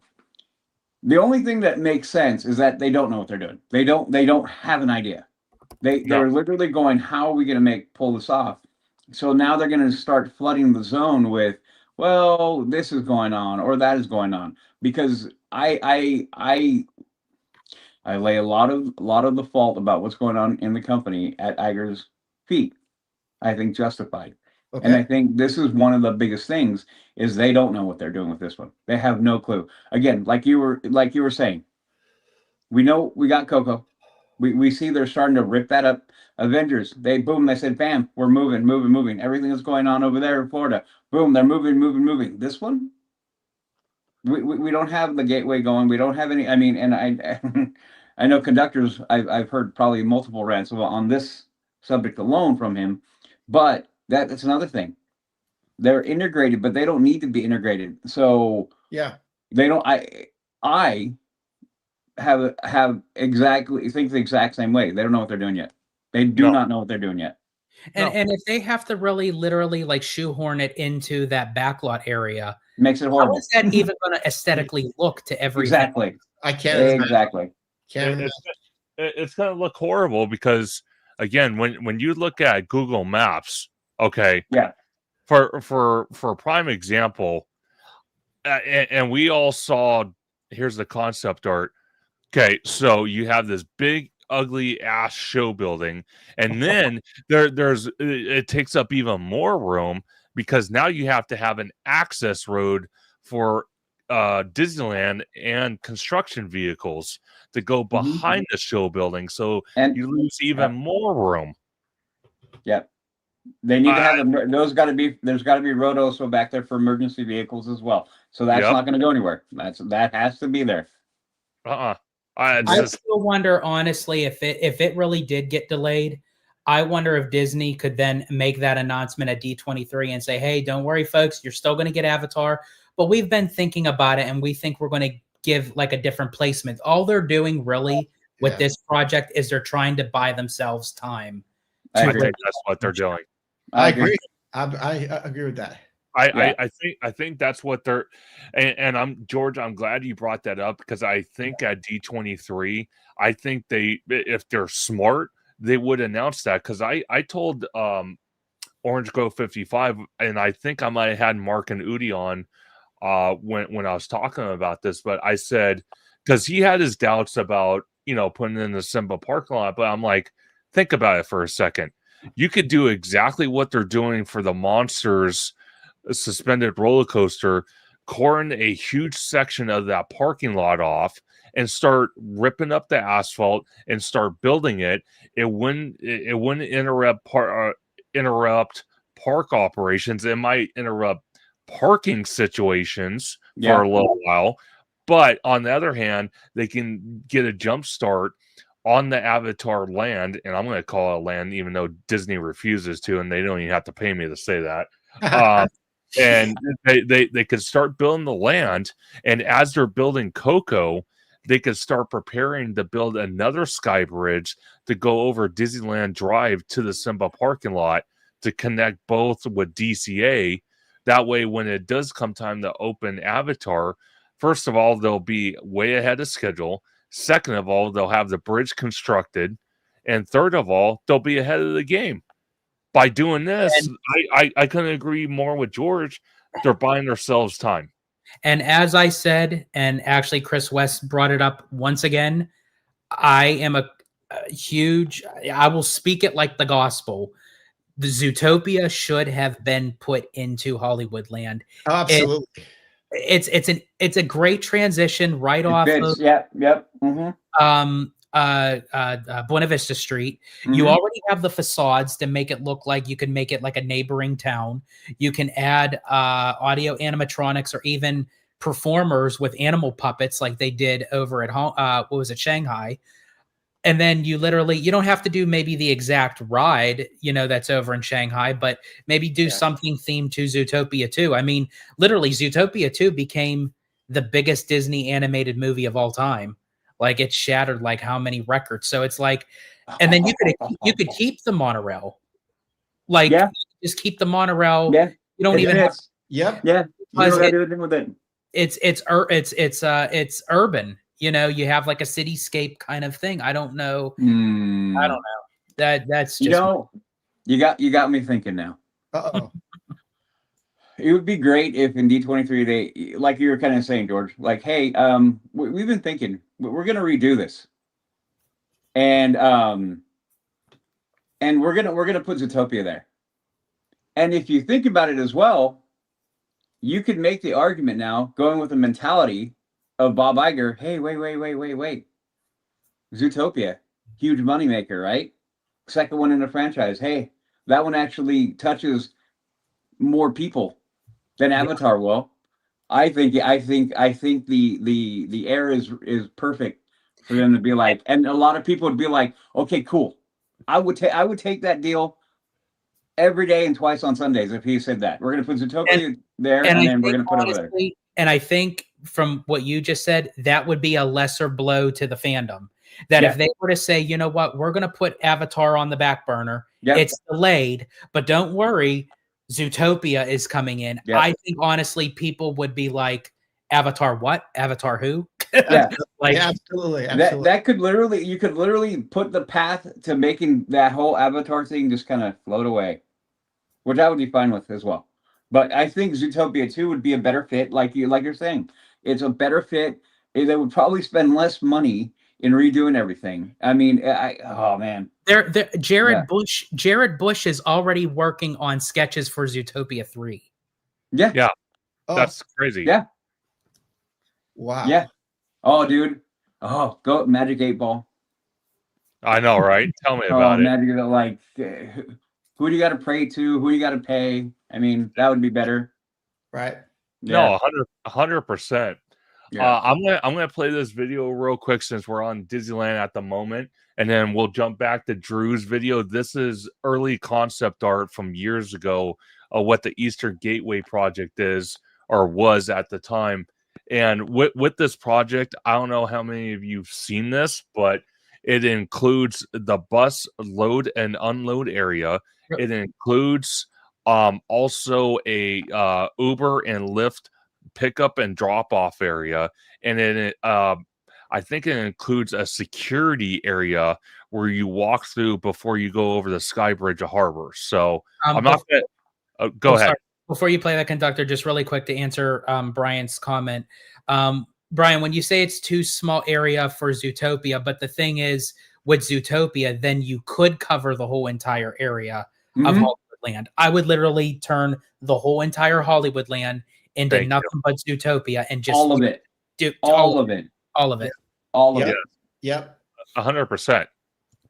So I'm not playing the music, but so this was early concept art, and what I liked about this was, the fact that you had the bus load and unload area relocated. You had the Uber and Lyft drop off and pickup area. I just hate that facade. I hope they maybe do like a video board with like advertisement or something, like a video advertisement, because that thing looks god awful. That's pretty bad. Yeah. Oh my gosh. Well, I won't say what I want to say, but yeah, it just looks horrible with the color scheme. But the area alone, when you look at this green space, it kind of reminds me of what you look at Disneyland Paris, that green space before you walk into the main gates. It's very like there's like a whole park and everything. I'm like, this would be a perfect opportunity to put Starbucks in this location. Look at that. Look at how big that is. You could put a Starbucks in that area. So just real quick, where is Disneyland in relation to this? So Disneyland, you can see Space Mountain off in the distance up here. Oh, gotcha. Okay. Okay. I Yeah. see. Okay. Yeah. So the only problem, and Orange Go 55, he pointed this out, and I think George, you might point it out as well at one point or another, was if you have security here, which is great, don't get me wrong, but then when you go over the Sky Bridge and you get to the Disneyland side of the Esplanade from Harbor, you know, how is this going to work with the businesses? Because now they have, I'm sure they came up with a new agreement where they have to build some type of a path so people can still access the businesses on Harbor without going through security. 100%. That's what I'm trying to figure out, especially for someone like me, that when I do my little staycations and I stay off of Harbor, am I able to still walk from the hotel to the Disneyland archway without having to get up on that ramp? Do I have to literally walk backwards to go forwards? Yeah, that'll be interesting. Yeah. I think that's what they're gonna do. Go ahead, Udi. Sorry. Well, you guys got to remember, whenever you do a bridge, I would not be surprised in that kind of urban environment that you're gonna have more egresses on that bridge. Sure. So even though you're looking at the concept art where you have this big, long, overarching bridge, which we've all seen them, but that's a little bit different because you're basically, let's put it this way, I wouldn't be surprised if they had in the plans other places to kind of go up on that bridge. Yeah. So you can still access down and then come back up. I mean, a ramp, a spiral ramp, anything like that, probably a spiral type ramp, or along those lines, because I just feel like it would be too much for that. And the businesses, definitely, we've talked about it before, where the businesses did have a big problem with that. Like, you're completely cutting us off from a huge part of our lifeline, you know? Now, again, Udi, let me ask you this, because again, now that I know that you're the construction guy, so when it comes to them actually building the bridge that's going to go over Harbor, that's going to then bleed into like the resort itself with the entranceway, how do they go about doing that? Does that like disrupt normal day traffic operations? It will eventually, but no, they can build a big chunk of it. The pedestals and everything like that, they're obviously going to have to reroute a lane or two. Without seeing any hard formation, they would have to. Then they can build the pedestals on either side of the road and build those up, and which they'll probably do. Most bridge construction goes like this, and then they start this, and then they meet in the middle. So that's what's going to happen. They'll start doing this, and I don't know. At some point, there will be disruption of probably a major kind, but a good chunk of it, no, not too much. I mean, maybe a lane, but not like a major shutdown where both ends are gonna be going into one lane. That kind of major thing. Okay. At least not for a long time. Well, let me ask you guys this, because we kind of saw it, and I can actually play it again. But we're looking at the overlook of this area, and we kind of saw the boost to the right. It looks like all of it, like all the front is all security, but what if they kept the security areas to the right of this, from this image, kept it to the right for the bridge, but to the left they have another path leading down to the street level Harbor so people can access that. And then, unfortunately, George, this is the only way I see it. They would have to use that path, access the businesses, and then when they want to go to Disney, they can either walk across the street to Harbor, which if that's the case, when you look at this concept art and you look up in this area here, they could have another security area here for people that are walking across Harbor, or they could have that, and they can have this, so people that are let's say right on Harbor and that don't want to walk across the street and they're like, oh my God, look at that line, because I'm sure you can see it across the way, they'll just walk back up the ramp here and go through security that way and go over the Sky Bridge over Harbor. This is why I think in the long run, as part of Disneyland Forward, there's going to be more Disney hotels in the future. Whether it's going to be another hotel over by the Simba lot next to or by Pixar Place Hotel, whatever it's called. And then also a new hotel over at the Toy Story lot where the third gate's going to go. Yes, I am going there. I'm sorry. There's going to be a third gate that's going into the Toy Story lot. Sorry. That's just how it is. But the main reason why I say that more hotels, because the way that it actually seems like Disney's doing it, it's almost like they want to try to box their guests in like how they did with Walt Disney World, where you stay in the Disney bubble. It's almost like they're trying to encourage people, hey, there's going to be a struggle that if you're just going to come as a local to go back and forth to get into Disneyland. I mean, it's already a little bit of a pain in the butt to go through the parking structures, go on the trams, go through security and all that. So it's almost like they're going to try to entice people that if they say, hey, we're going to put more hotels, they're going to try to encourage people to stay on property. Yes. I think you're spot on, but this is why I always counter with it. Whenever Disney Corp tries to make Disneyland that, they're going against the core of that park, which is it's a locals park. So I don't ever see them getting away with doing that. Yeah, they're gonna push and nudge, but at the end of the day, they know who feeds that area for the most part. It's going to be the people who come in every day, the locals that come in every day, and they can't. I don't think they can push them out. So I agree with you, George. They're going to make it more difficult, but at the end of the day, there's no way they're going to ever convince the local populace down there to be. I'm going to go in the bubble and stay in the bubble. There's just too many people who. Do you think? Okay, so I'm sorry. Let me rephrase it. Not necessarily for like the locals. I mean more for for like. Do you think it's more enticement to actually get like out of state travelers or? Like, so like a lot of state travelers would come, or even Californians up in the north, because really Californians up in the north, they don't get like the benefit for Southern California, that when you come down and you travel, that they'll entice you to say, rather than stay like off property, stay in the bubble. Being that Mark and I are both from Northern California, that's where we are. For me, it doesn't entice me at all, not even a little bit. And most of the people that I know up in the area and that are in our family, in our LTV family, it's like no, they will do it once in a blue moon just to be like, hey, I did it one time. But no, we're way too savvy, we're way too knowledgeable. We also know that while that would be cool, we don't need that. We're going for the park.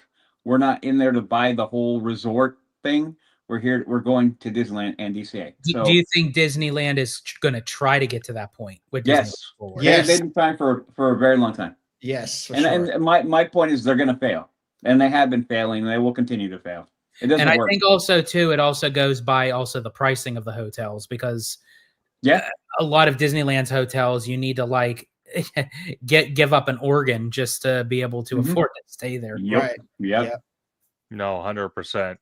No, so it's going to be really interesting how they're going to put this together, because it's I don't know. It's going to be a little of a cluster F.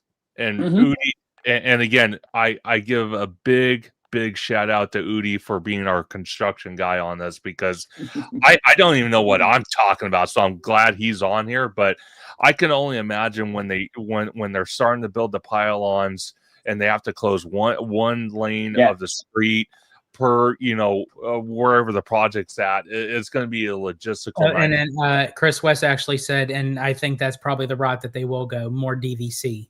Yeah. Yeah, no, I saw that comment too, and I have they're gonna definitely push for that. Yep. That's why we lost the Blue Sky Cellar, and that pisses me off, because it's like something like that. It's something they could bring back, obviously at DCA, which seems to be the main focus of the construction for the Disneyland Resort. But my whole thing is find an empty spot, and you could probably do it in the animation building where they had the little library the Beauty and Beast library, since yeah. they closed that off, and I think they either announced it for DVC members or it was going to be some type of cast member training area or whatever the hell they decide to do with it. In the meantime, hey, turn that into the Blue Sky Cellar.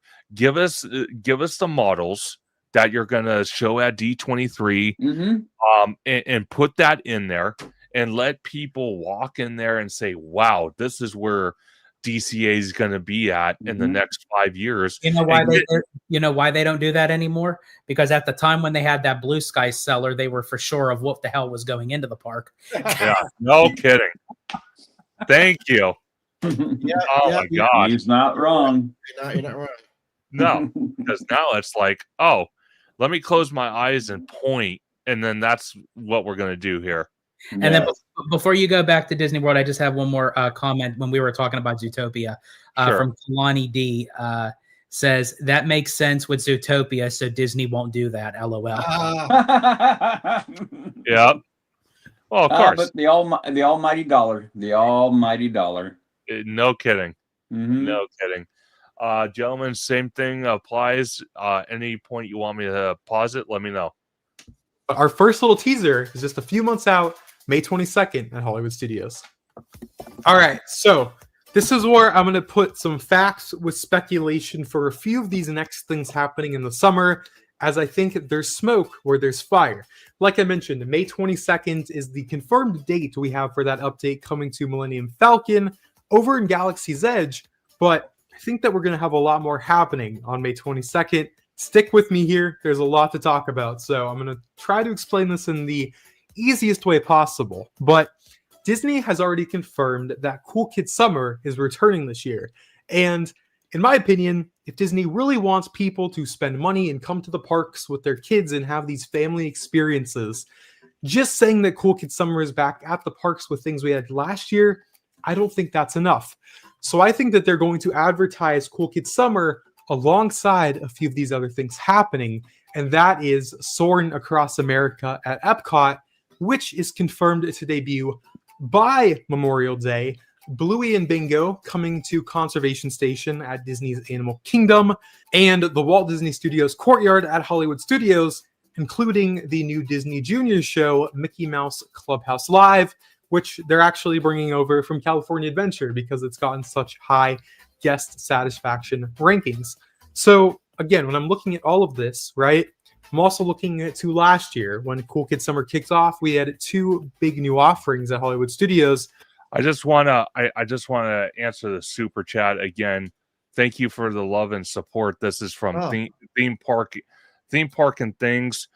They said, Conductor, you know where they should put the models in Launch Bay and Inventions Building. Anything expansion or stuff like that could go there. You know what's funny about that? Someone actually posted, because they were a DVC member, and when you walk in there, literally you're walking on the abandoned show floor. I forgot what was there. It was something to do with like the future, like it had like Innovations. So you had Innovations, but when this person walked in there, like you had the model for Star Wars Galaxy's Edge still in there.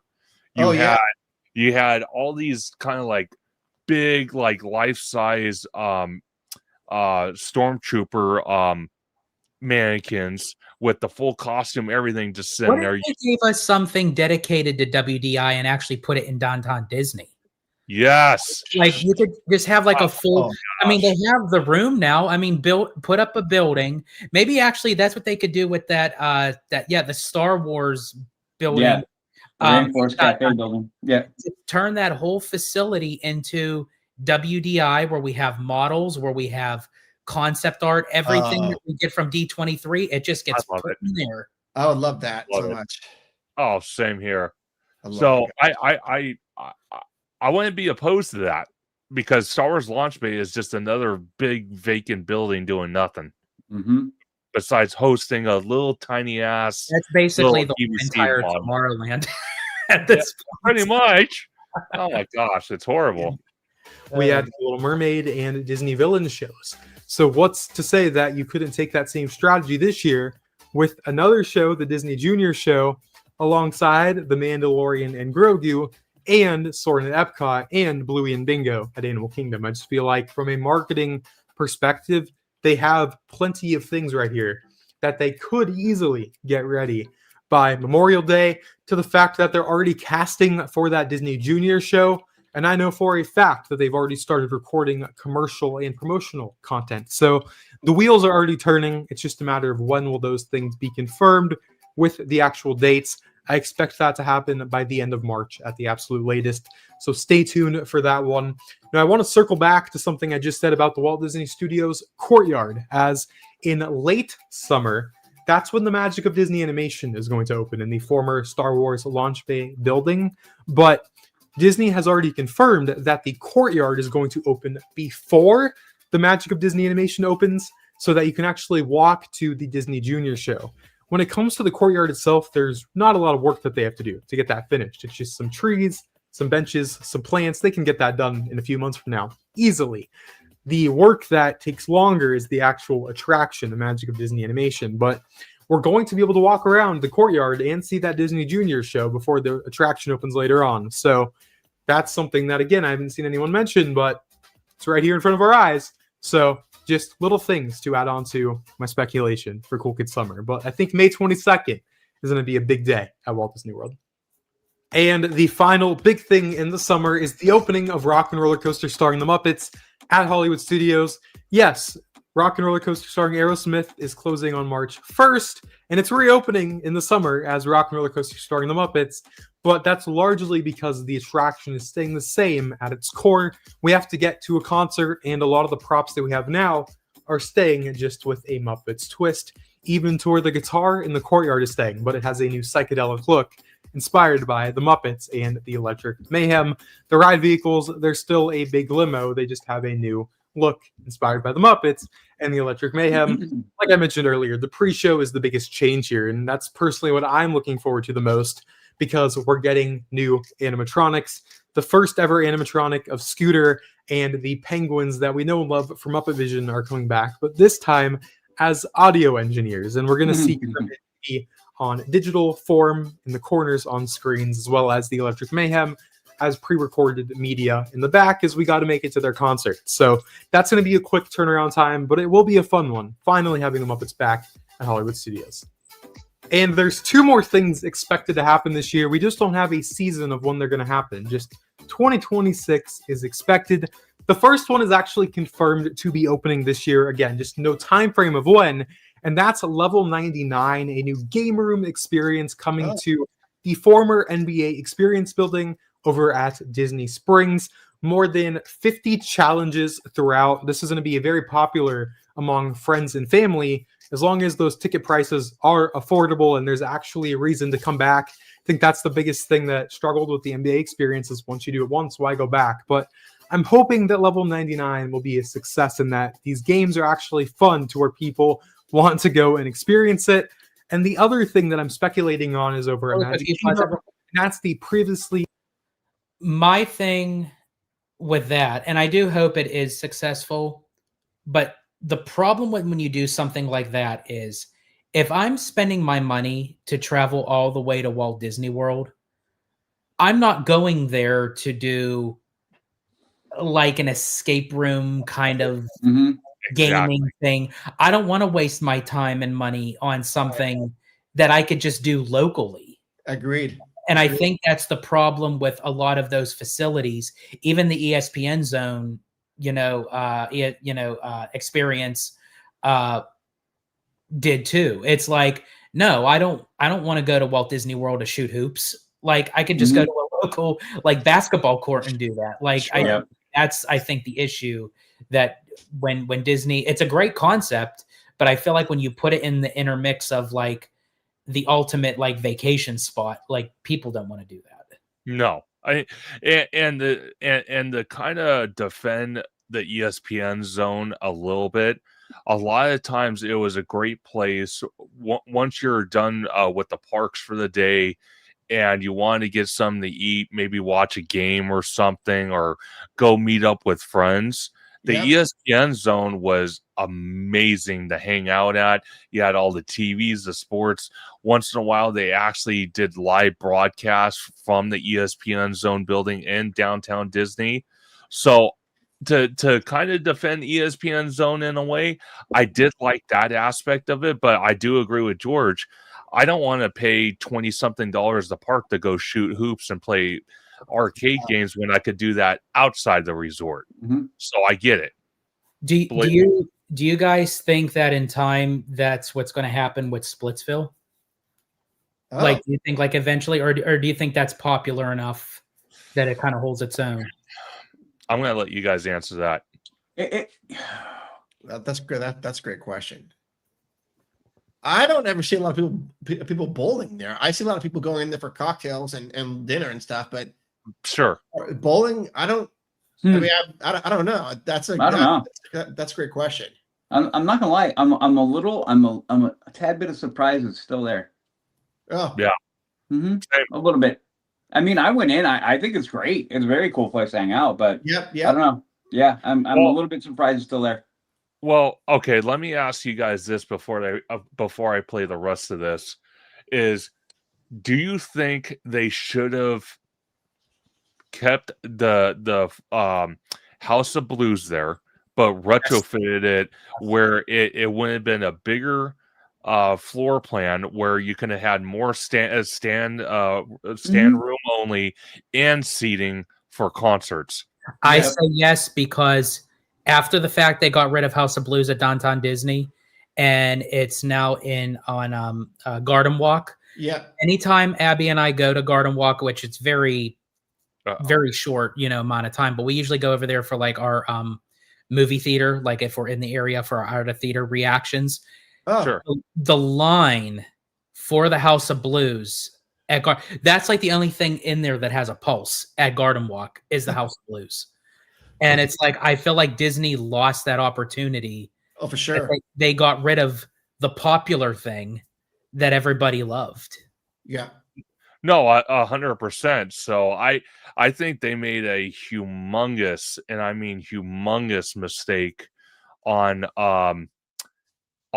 getting rid of it. I think the House of Blues was a great option, again, to kind of attract people to downtown Disney.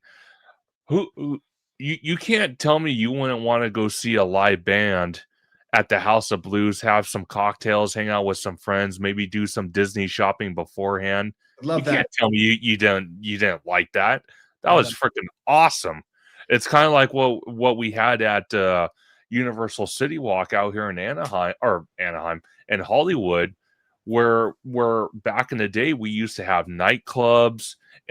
We had a dinner show where you basically had a show and a dinner, and we lost all that. I mean, I may be in the minority here, but I actually agree with theme park and things. I actually also agree getting rid of their AMC theater. That also was a bad decision. And I get it that Garden Walk also had a movie theater, but I think everyone went to Disney who was in the area. They went to that movie theater over Garden Walk. I'd say so. Yeah. Yeah, because if you honestly think about it, that AMC could have been such a money maker. Because think about it, they've done Disney premieres on Main Street, like Pirates of the Caribbean. Some of the I wish I could have been to that premiere. That premiere looked freaking awesome when they actually held it in Disneyland Park.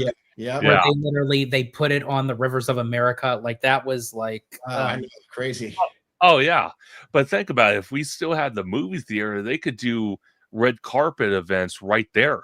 Again, I feel like they knocked out the important things and they left the things that like no one cares about. No one really cares about. Now, in the long run, maybe Disney did that because there's a movie theater over in Garden Walk. The House of Blues is now over in Garden Walk. I still think in time, pretty soon, I think Disney's going to end up owning Garden Walk. I agree. Yeah. Yeah, I think so. Because I think they're going to use Garden Walk possibly for a hotel location. And it would not surprise me one damn bit if they built something like the Contemporary and they had the monorail track going right through it to enter Toy Story, which would be the third gate. It would not shock me one damn bit. That's pretty smart. That's pretty Yeah. smart. And don't you think that, I mean, I know you talked about putting like a WDI like show center where the Star Wars Outpost is, but I'd always thought that that would be great for like a Jock Lindsay's, indie theme bar or restaurant there, because you sort of already have the architecture is already sort of leaning towards that theme, right? That's true. Yeah, that's true, because they really wouldn't have to really touch any of the exterior. No, I mean, I don't know. That would be so like unique to downtown Disney that might be like an attraction that people would just want to come and experience. I don't know, maybe. Who knows? Oh no, I agree with you, Mark. That would be freaking awesome to have something like that. I just don't think right now the best utilized for that building is putting a Star Wars gift shop. I think it's just kind of over and done with, because they're only using like not even 20% of that building foot space. No, the only time I actually went into that building was to get the collectible 70th coins. That was it. Yeah, ridiculous, man. It's crazy to me that it's happening like that. So I don't know. I wouldn't be opposed to either one. Either putting a WDI building or experience, or doing that, or putting an Indiana Jones themed bar and restaurant. I'd be happy with both, because I hadn't even thought about what George said about the WDI thing. I would go to that and like look at models and check things out. I would love that. Absolutely love that. Oh, you imagine, because how big that building is, they have all the models and stuff. Well, now you got my mind working now. You really do, because now you could probably with the square foot of that building, you could probably put like a little stage on the bottom floor, and then on the second floor you could put all the scale models, so you can actually go in there and probably listen into a little conference from a WDI person. They can hold little mini events in there talking about what's coming to the resort. Oh yeah, that'd be sick. That'd be awesome. But I'm gonna play the rest of this, and I got one little clip, and then we'll head out for the night. Okay. All right, here we go. Announced updates to Walt Disney's Carousel of Progress with the Walt Disney animatronic and the changes to the attraction itself. As of now, Disney has not said when that's going to be happening, but it only makes sense the Carousel of Progress will close for that refurbishment by the end of this year. As like I mentioned earlier, Walt Disney World is celebrating its 55th anniversary, so I think it would make sense to take down Carousel of Progress as a way to say, hey, we are investing into the classics, celebrating this resort's legacy. I think that'd be a really easy way for Disney to. Sorry, can you pause that really quick? Stage this as a connection to the resort's anniversary. So yeah, I do agree. But Disney, I'm talking to you one-on-one here, because I know you listen. I know you listen. Do not close the Carousel of Progress. Oh no. Before March 17th. Oh. After that, close the Carousel of Progress, because I'm all for. I want to see this revamp. I want to see the Walt Disney audio animatronic in there. I can't wait for it. But under any circumstances, the Carousel of Progress does not go down before March 17th. Oh, by far. Udi, I know you're having a little bit of issue there. I'm glad you're back. I wanted to ask you just real quick. Yep. We were talking about downtown Disney and how George was mentioning for the Rainforest Cafe area, either turning that into a WDI experience, or like Mark was mentioning, a Indiana Jones themed bar and restaurant. What do you think about either one of those? I was listening to George talk about the WDI, and I'm like, that's kind of cool. And then that's when I don't know what happened with my iPad, but we got to figure it out. But Mark has brought that up before about the Indiana Jones themed restaurant, and that's the one that I would say pick one. I'm going there. Oh yeah, It would be 100%. awesome. It would be awesome. I think we Oh, could have both. I think so. I think it'd draw more. It'd be a revenue generator, and actually make use of that building.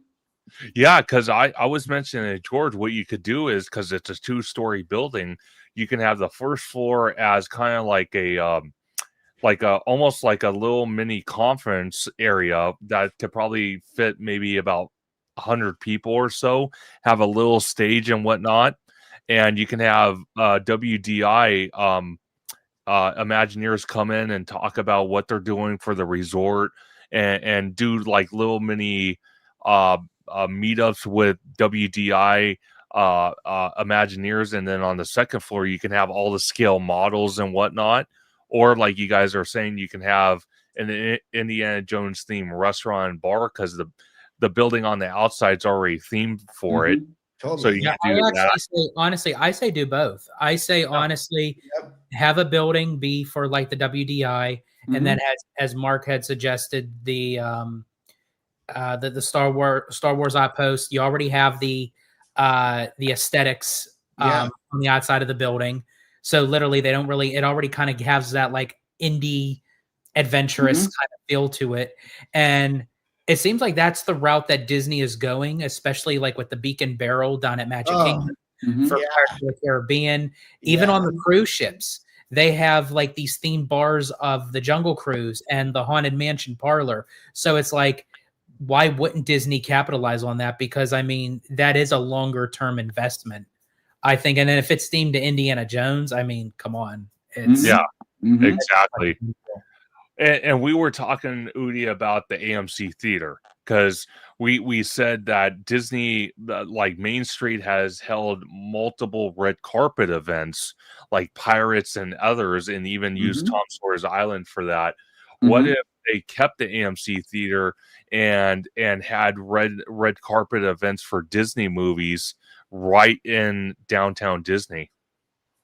Or you think that would have been too chaos? No, yeah, I don't. I think those kind of things for big movies lend themselves to the park, and only because of how the whole vibe and everything is going. We can talk to one of our co-hosts, Jess, who was at one of those debuts. Yes, so and she will tell you how it was in there. Yeah, it's amazing. So yeah, I think the AMC theater. I mean, it was, yeah, it can gone. No, yeah, no, nothing. I'm not sad about any of that going away. You know what I mean? Okay. Yeah. So it's kind of 50-50. Again, it's kind of hard for the theater industry right now, because just streaming's where it's at. Most people just want to stay home and stream the movie from their home, the comfort of their home, and not go out. So I get it why they ripped it out, but it wouldn't have been a cool concept if they retrofitted. The only thing that I'll give a little bit of pushback on that, which I do agree with you. I mean, the theater industry is completely like scrambling for something. But the one thing that I think that it would have benefited if Disney kept it an AMC on their property, every single time I go into the Cineplex at Universal's City Walk, it is always packed. And I feel like because it's already in the midst of people going to the theme park, going to have dinner, it's like, hey, well, why don't we catch a movie here? When I went to the Back to the Future 40th anniversary, we went actually on Halloween night. We actually saw it up at Universal. It was a packed theater. Like, it was like super packed. And when we went to Jaws 50th anniversary, it was super packed. Anytime I see a movie at Universal, there's hardly ever an empty seat. Where I go to my local theater, and it's dead. Yeah. So I'm wondering, like, if Disney kind of lost that opportunity, where even though that the theater chain is kind of doom and gloom right now, if it would have benefited sort of like how it works with Universal. Well, and theme park and things said Disney is all about Plus. They could have done something with Disney Plus and AMC Theater. They could have. Yeah. Well, look what they did with Stranger Things, the final episode. that I swear I jumped on.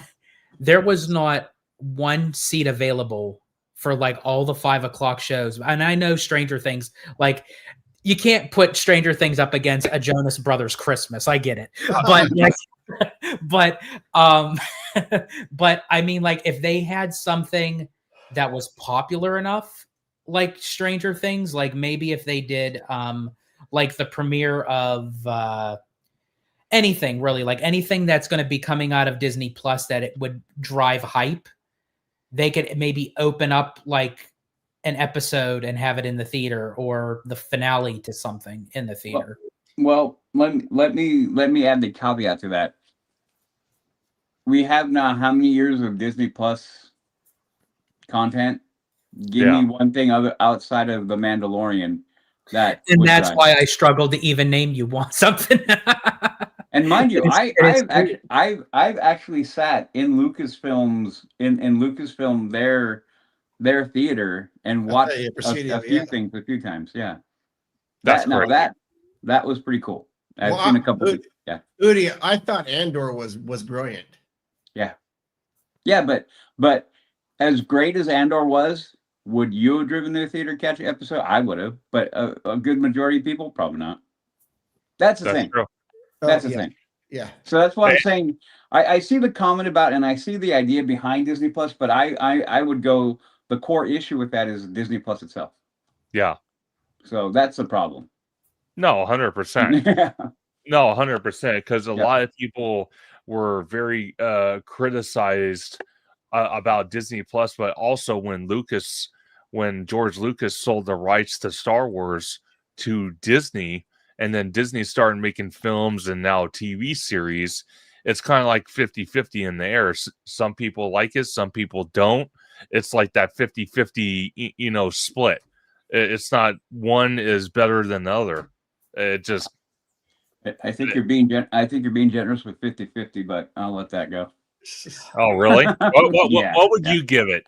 Right now, current state of Star Wars with Disney, it's about a 75-25 that people will be like, no.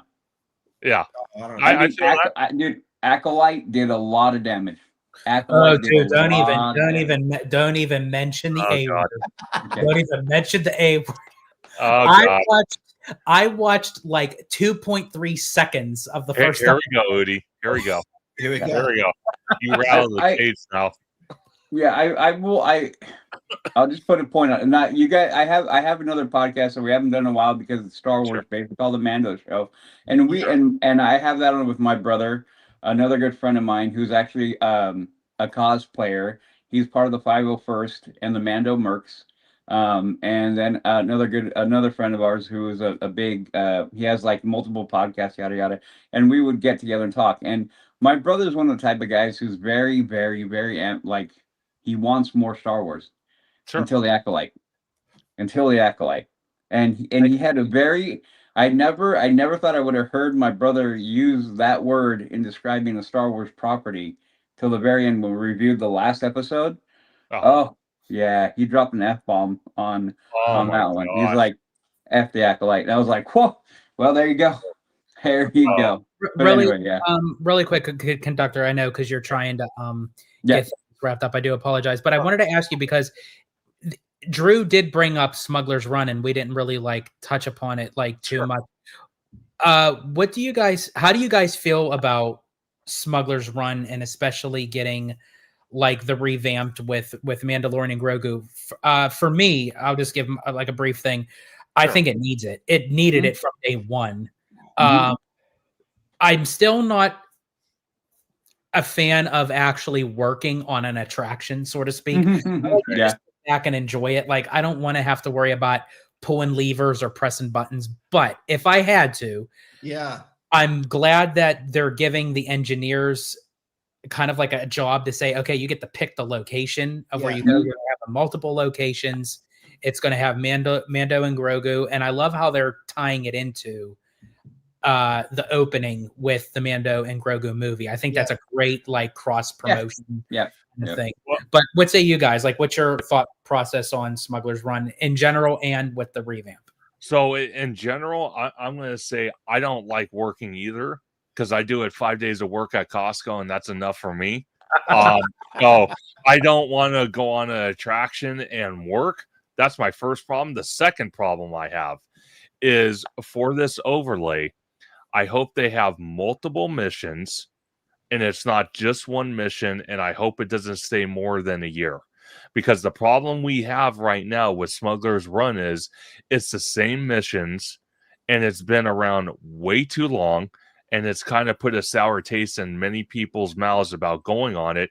That's why I'm advocating that Galaxy's Edge needs a third attraction or needs something new in general, because literally the only thing I personally, the only thing I think that's holding Galaxy's Edge together, that people even flock to that area of the park, is Rise of the Resistance. Sure. I'm being honest with you. Now I will say, I think once they make this change, they can't go back to the original mission. Because I think honestly, it's going to be so much where you get to pick your mission and everything, or you pick your location and everything, and then you go back to just the same old. And I do hope that they update the effects. Like every time I look at it, it kind of reminds me like of a video game, like out of the screen kind of thing. Like I hope that they update the graphics. Yeah. Me too. 100%. But this last video is from the Premium 24. This happened at where was this, George? At Hollywood Studios. Hollywood Studios. Okay. Yeah. This is the Indiana Jones stunt show. George wants to take me to this. I can't wait to see it. But there was a accident that happened. So let's take a look, and I'll get your guys' opinion before we head off.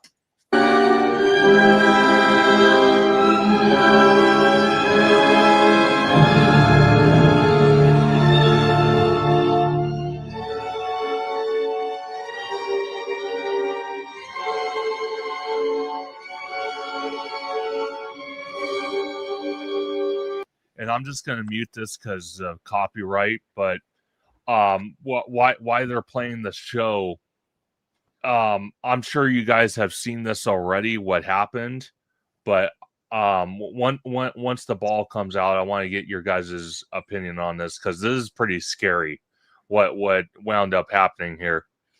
Let me see. Here it comes. Right there we go. So it looks like the ball the ball got shut. Look at this guy, the cast member. Shout outs to him. He got knocked. Holy shit. Yeah, he got knocked to the ground. It was not good. Oh, but I've not seen this. Yeah. Yeah. So let me kind of go back. Holy go back. So yeah, for context on the cast member that actually, or the team member that works on the show that actually got knocked over, he was actually taken to the hospital. He is in stable condition. He ended up getting, I think, I forget, like several stitches. What? Yeah. Because apparently that this boulder ball, even though it bounces, it weighs 400 pounds. Yeah, no, it's heavy. Oh. So my main question is, I've not seen this. I mean, after 36 years, I mean, this has never happened before. So I'm wondering, like, it almost looked like it was like on the track, and then it like bumped into the you see the out where like the wall, the doorway is. It's almost, it bumped into that and it knocked it off course. Yep. But my question is, I've never really even considered, because I've seen them like roll this ball back.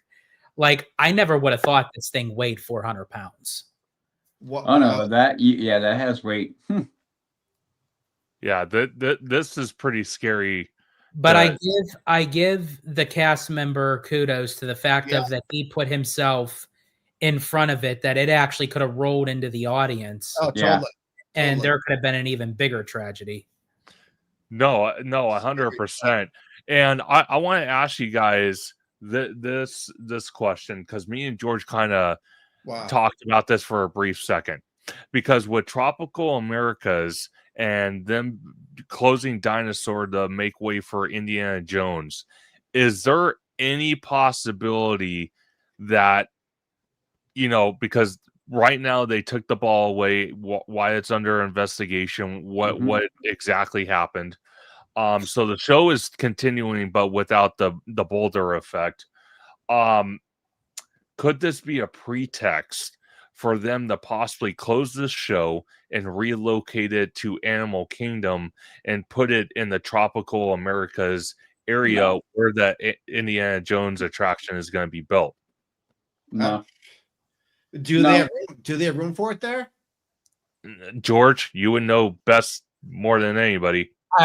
If they actually wanted to clear this area out, I mean, it's a substantial amount of room, because even where you see this set piece, this set actually moves and it goes all the way further back when they do the outdoor scenes and everything. And then plus they even have the backstage area beyond that. So, I mean, if they really cleared this whole area, it's a significant amount of room. I don't necessarily know if they would do that right now, but I mean, I think whether this incident happened or not, which, as I said, it's a horrible accident. I'm just glad that the cast member was okay. Yeah. Holy. But I think in time, like, obviously this was a staple show that opened with the park in 1989. I think it's a bit outdated for its time anyway. So I think in time, Disney's all about replacing things. So I think in time they are going to replace this. I just don't think it's going to be right now. And if they do replace it, I'm not 100% sure what it would actually be. Actually, I've even thought about this again, even before the incident, kind of going back to Zootopia. If they weren't going to do it in DCA, I say put Zootopia here. Oh, yeah. But I do agree with Abby. If they're going to keep the show, they have to bring the Boulder back, because it's a significant part of the show. And if you're not going to bring the Boulder back, it's like you might as well not have the show at all anyway. Yeah, agreed. No, 100%. And Theme Park and Things says, give that cast member a medal. Oh, more than a medal. Because automatically that cast member had to know what he was walking into. That ball. So he knew probably he was going to go down. So the fact that he actually jumped in front of the audience for it, it's... Yeah, and when they showed that side angle, I didn't realize how close he was to that steel beam, that guardrail. I mean, he could have been killed. Yeah. Like right there. Look how close he is to that bar. Yeah. Let me rewind it here. Holy man. I wonder if they're going to have to put in not like an entire net, but just like a big enough net that if the ball would happen to roll off, it would just like defer from the audience. That's what they'll do. Yeah. They'll put a barrier between the audience and that, because I will tell you what, have either any of you guys been to a live motor sports event? Yes. Like motocross and stuff. Well, like NASCAR or monster truck or anything like that. So you think about the fencing on those vehicles flying at a couple 100 miles an hour, holds that stuff. So the way I look at this is like, they'll probably figure out what happened. They'll make the corrections, and I don't know if OSHA is going to come in there and go like, well, now you guys got to do X, Y, Z. They probably will. And I wouldn't be surprised if the fix to this is going to be whatever caused that to happen, right? And then put a barrier. They're probably going to putting out some form of barrier between the audience and the show itself, which I've been to stunt shows before and it kind of sucks, but safety is paramount. And I don't see the show going anywhere. It's popular. If it's as popular as it sounds, I don't see it going anywhere. I don't think something like this, where thankfully the cast member is going to be okay and no one gets hurt, that it's just they're going to look at it, figure it out, and then put some bigger safety protocols in place, and that's it. And you go on with the show. No, I couldn't agree more with Udi, because I personally, for me, I know for a fact, working in customer service, in the customer service industry, and Udi being in construction, you know, when stuff like this happens, like a work related accident, and especially in front of witnesses like this, I hate to say it, OSHA is good for safety, but they can ruin a lot of things too They can. They if really you don't can. comply. Mhm. So, and again, if they decide to get rid of this show, if they ever did, I'm telling you right now, this is like George says, this opened with MGM Studios. So I seriously doubt they would build another show to this grand scale for you know these days present. There's no way. Yeah, an actual like show on this caliber, no, I don't think they would ever do. As I said, do I think eventually this show will go in time? Yes, but not because of this reason. They'll just, as Udi said, like they'll put up the proper, protocols, once they do the investigation and what have you, and the show will go on. I would give it, if I had to guess, because of how Walt Disney World does, they like to rotate their projects throughout the parks. So being that it would go Animal Kingdom and then Hollywood Studios and then Magic Kingdom. It would probably then go back to Epcot and then it would do Animal. So I would say probably this show probably has another good, like between 5 to 10 years if they wanted to keep it. Oh, by far. But yeah, it's pretty scary because like Mark said, being that close, and Udi, or I think Mark, you said, or Udi, you might have said it.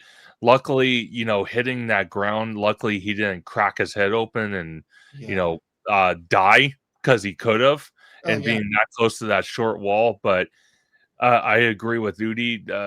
Obviously, they're going to build more barriers, which might ruin the experience a little bit. But again, it's either you comply with OSHA, and that's what they want. And that's what people also have to understand too, that whatever changes happen, it's out of Disney's hands. Yeah.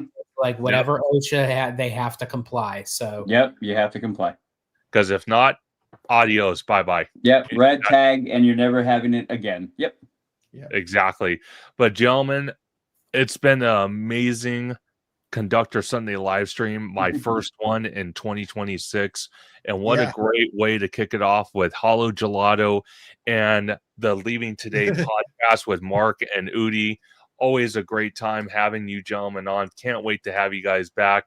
Absolutely. But George, I'm going to start with you, my friend, and before you announce your where you can find yourself on social media, do you want to let everybody know watching what we have planned for January the 15th on your channel that you want to do a first ever? Actually, yes, absolutely. Yeah, because now that we're actually kicking off January for the new year of 2026, Conductor and I have been planning this for some time. We were in talks, but we really didn't know when to do it. And we thought, well, I think we should do it like once the new year kicks in. So we were trying to figure out when to do it. But on January 15th, Conductor and I will be doing a collab live with Theme Park Conductor YouTube channel and Hollow Gelato, and we're going to be doing our very first marathon live. So he and I literally blocked out the whole entire day, and we are literally going to run from morning to night an entire live. And basically, it's anything holds bar, any topics, anything. It could be theme park related, it could be anything. So we encourage and invite everyone to join us at any point of time. There's no right or wrong way that you would miss the live, because it's going to be going on all day. So more information will be coming out very soon. Conductor and I just have to go over through just the timing logistics of when we actually want to start the live, but it will be early, and then it'll run into the evening on January 15th. So definitely follow both channels, like, subscribe, hit that notification bell, and you will be notified as to when that live will be up and ready. And it's going to be a good time, because honestly, Conductor and I, we usually go like 4.5 hours anyway. Wow. So, like that, that's our minimum. So Yeah. So that's actually what made me even think of doing something like that. It's like one of these times we just have to do a marathon live and just go all day. That's And- funny. Yeah. But in any case, Conductor, thank you so much for having me on. It's always a great time talking with you. And Mark and Udi, so glad I was able to come on and you guys as well. I'm going to have you guys on Hollow Gelato sometime. Sure, anytime. Yeah, absolutely. Anytime. But in any case, if anyone would like to find me, you can find me on YouTube and Instagram on Hollow Gelato, where Abby and I cover all things theme parks, Disney, Universal, Knott's Berry Farm, cruise line, even outside of the parks. We got a lot of content coming out, a lot of interesting content coming out for the year of 2026. So again, definitely keep an eye on Hollow Gelato. Awesome. Absolutely. George, thank you for being on Conductor Sunday live stream for 2026, our first ever. And Udi, I'm going to go to you, sir. Thank you so very much for being on tonight's live stream. Again, it's my first live stream of 2026. And man, I think I have a new purpose for you, Udi, because you know construction in and out, and I love picking your brain about these projects. So, thank you for coming on. Where can everyone find you on social media? Well, I want to thank you for having both me and Mark on, and for your first of the year. That's awesome. George, great meeting you. Appreciate it. Great talking to you. You can find me on my Instagram, which is Haxgolie, HAXGOALIE, and you can find me on the Leaving Today podcast as well, with my good friend Mark right there. Absolutely. Udi, thank you for joining. Yeah, Mark, absolutely.